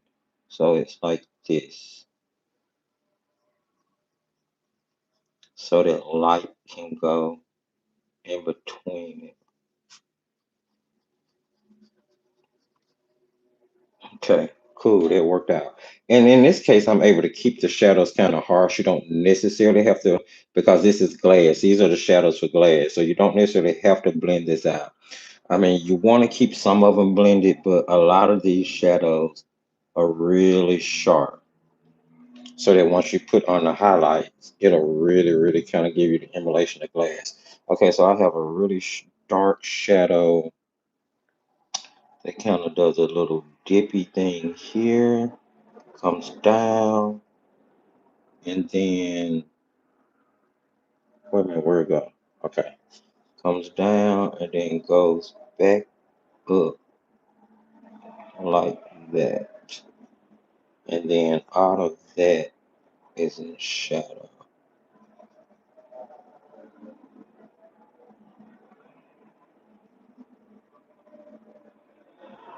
I'm keeping it watery and light, watery and light. Right now we got the opposite side to do.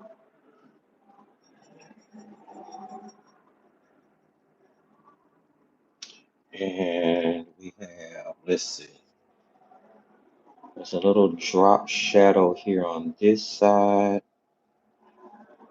towards the back. It kind of thins off like that. Okay. Then there is all of this. Okay, let's add some water to this. Gotta get this water down. All right. And then we have shadow all on this side. It's kind of dark. It's kind of dark, Ken. That's okay. I'll work with it. I'll put it down now. I'm gonna blend.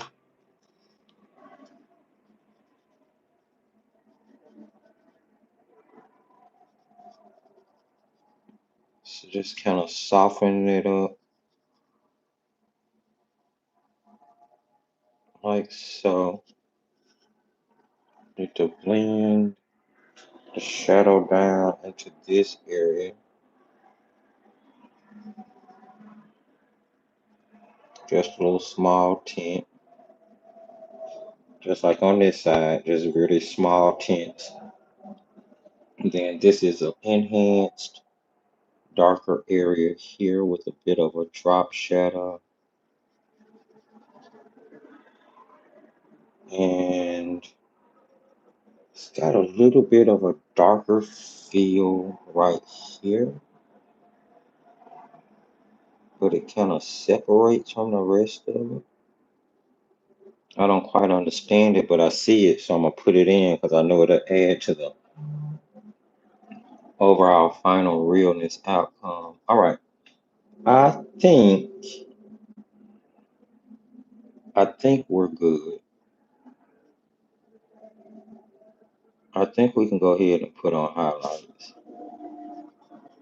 And we would have painted enough to get the feel of what we want. I don't know, I like it. It's kind of cute. My glass a little wonky. I got a little off on my drawing there, but oh well. Can't do nothing about it now.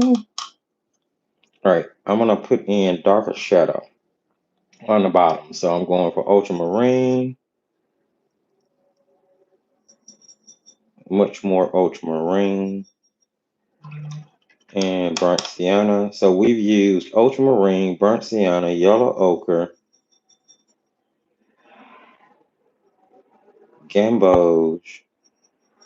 I think that's it.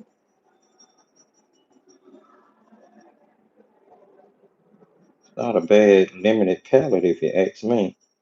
Okay, I need to keep that more on the right side. Let's see. I want to.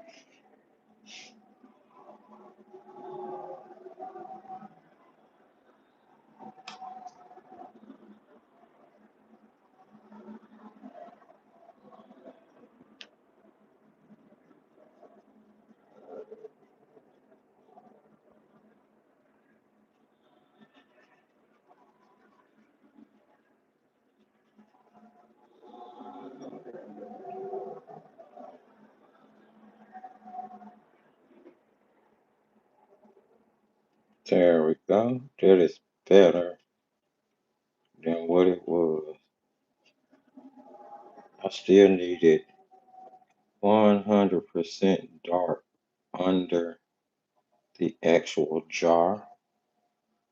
So while it's wet, I'm gonna go ahead and work on it since I know it'll blend really well.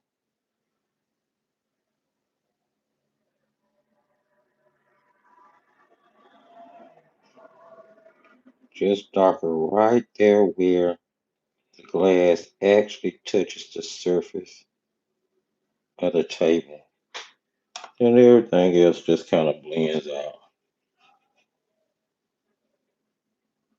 around that. Just like so. Okay, I'm good with that. I think all we need are highlights now.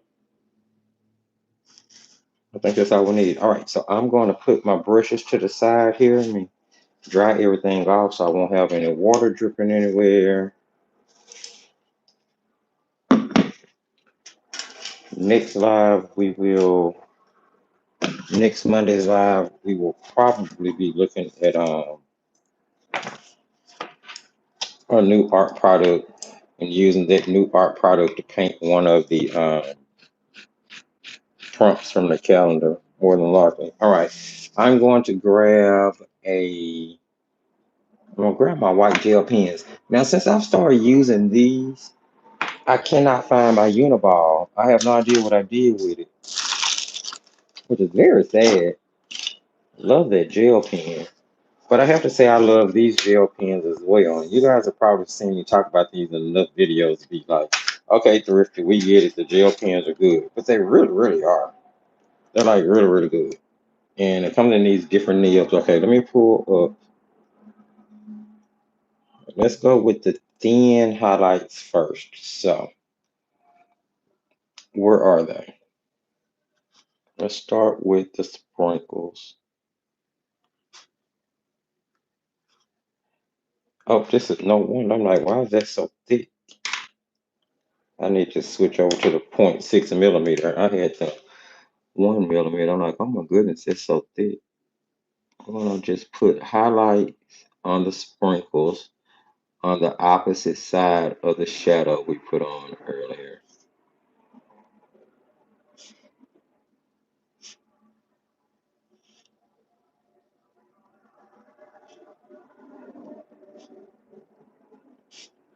So I'm just gonna take time to go through and put those on. Just making a little line down the opposite side. The values will automatically start doing their job and making the sprinkles not only look round, but look like they're popping off the paper. Or 3D in the jar, should I say. Maybe popping off the paper is the wrong terminology. And I forgot to put a little shadow on my homeboy here. I have to go back and do that. Okay. So that's the little sprinkles. Uh, Now there's a little highlight, thin highlight here. And then there's thin one around the rim of the glass.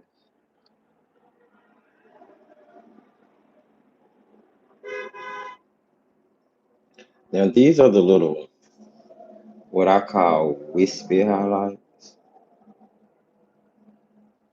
The ones that are super, super thin.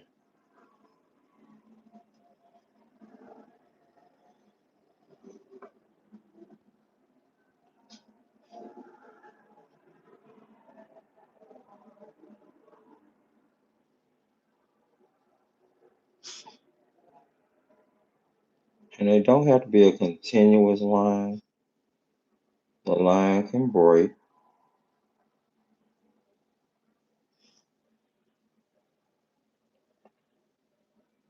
These are just the small highlights, okay? And I'm gonna take that and go in and dot in highlights into my cake. Just dotting, just stippling. Light would pick up on some of the crumbs. That's all. Just gonna stipple.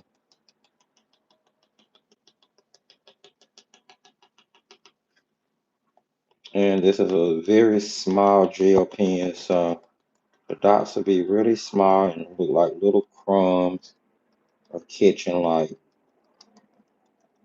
Try to be as random as you can.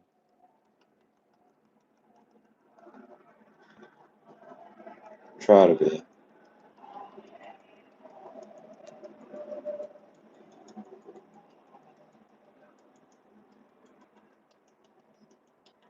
If you want to, you could stop there. I mean, you're basically getting a feel of what you're getting a feel of. See, I have a thin one that runs down the jar all the way to the bottom like that. Then there's a really thin one over here on this side. Comes down the jar on this end. All right, I think that's all of the real small ones. I think everything else is gonna be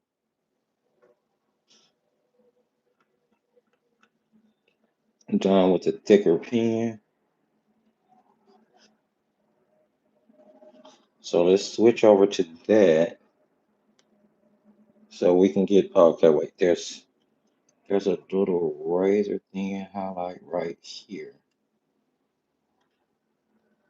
Okay, now I'm gonna switch over to the point. The next size up is a 0.8. I'm not sure if I'm gonna need the 1 millimeter. We'll see. Okay, so first things first, down here we have a line that's here. Then we have another one right under the cake.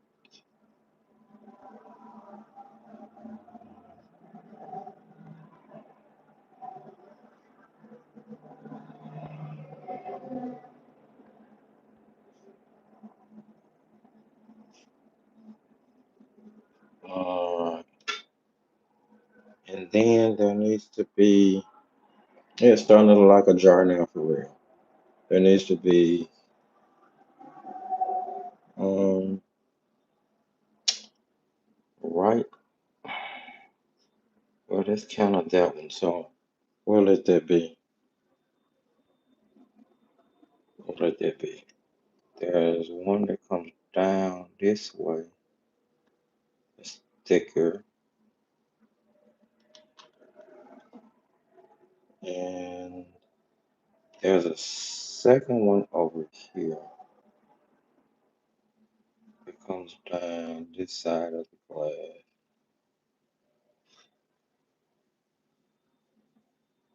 And then there is this one, a thicker nail.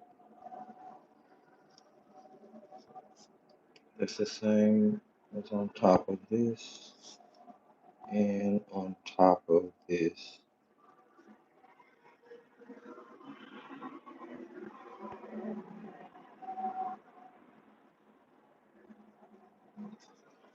Okay, I left off a shadow.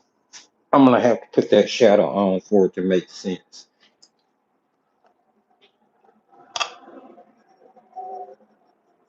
So I'm just adding water to my shadow side. There's a shadow here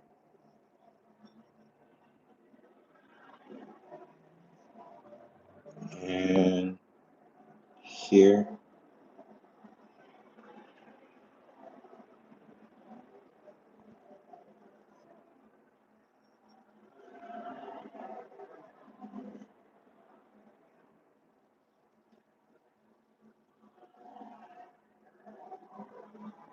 Try not to rub or scrub because I don't want to lift anything under the glazing layer I'm putting on. There is shadow. I don't know how I didn't see all of this or how all of this got past me. That shadow starts about there and runs down the paper.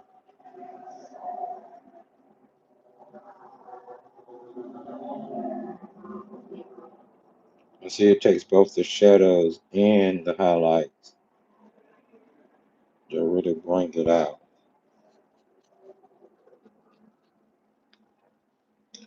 And then I have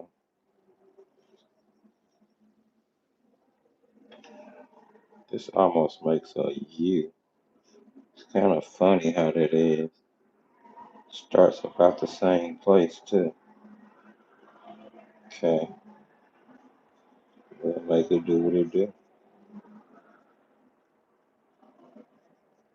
Now this part you can actually take a little artist liberty with. Whatever feels right to you to put your shadows at, considering where you know you're going to put your highlights.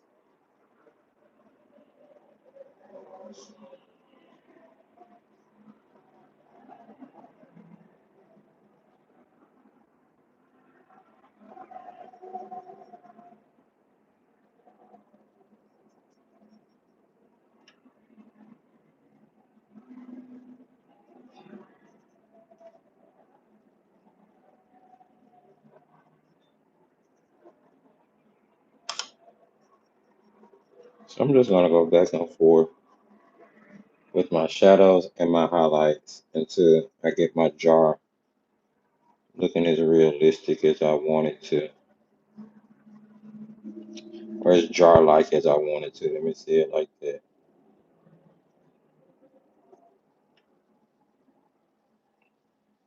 This cellulose paper does not like the fact that I'm trying to put all these layers on top of it. I can tell you that.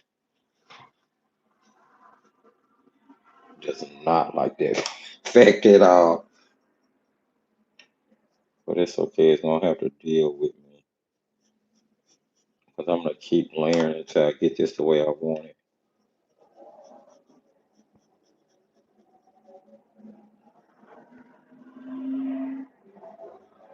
So there you go.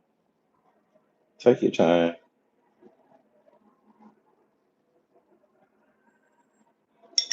Okay. Now I can switch back over to my gel pen, and that's right. There needs to be a highlight in the middle of that, and then there needs to be one over on this side, not too far away. Okay, let's see. That this is number one gel pen. This is going to be, this is the thickest nail. It's a 0.1, and we're going to try to wrap everything up about here.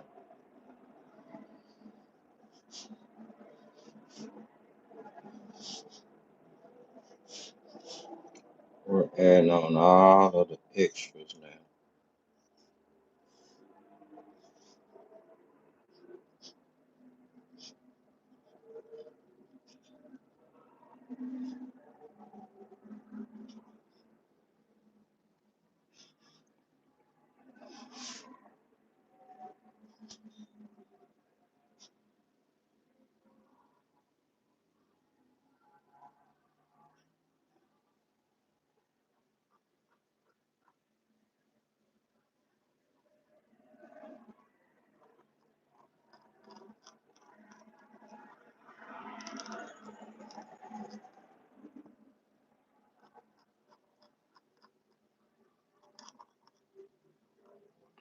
Thicker band of highlight here.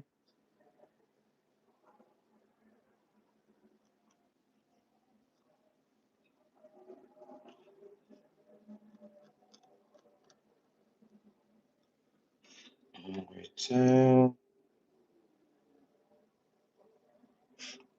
Punch up the highlights here. There's another one here. So there's that one.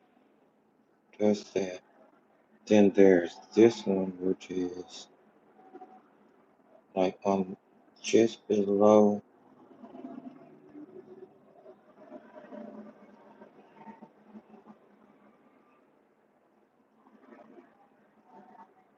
And it just misses that one.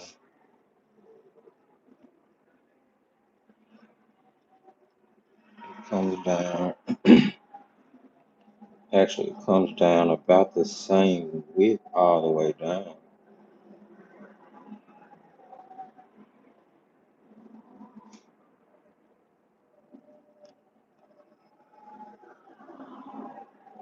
Now this will probably be a lot easier to do with some bleed proof and a paintbrush. But hey, I had a gel pen in my hand, so here we go.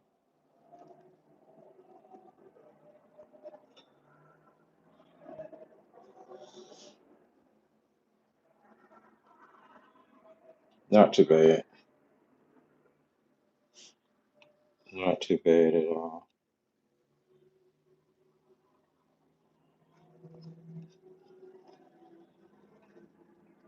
Just different things for light to reflect off of. It's glass. Light would be reflecting everywhere. That's one reason I like painting glass.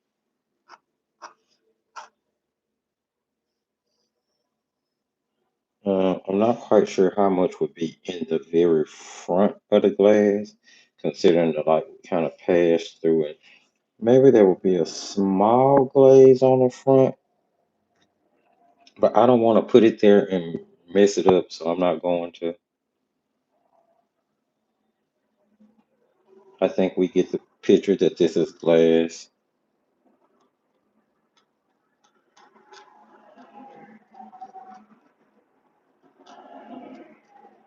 And it turned out better than I anticipated it would when I first started out doing this. So maybe some sprinkles in the background or something for a background if you wanted to do that. But that, my friends, is prompt one dessert, birthday cake in a glass. Didn't turn out too bad. Let's get a better look at that. Hopefully you guys painted along and gave this a try.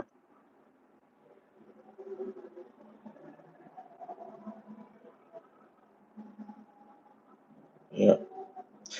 Friends, thank you so much for joining me. It was a pleasure. I really enjoyed painting this. Again, if you're here, don't forget to sprinkle a little love and give the video a thumbs up.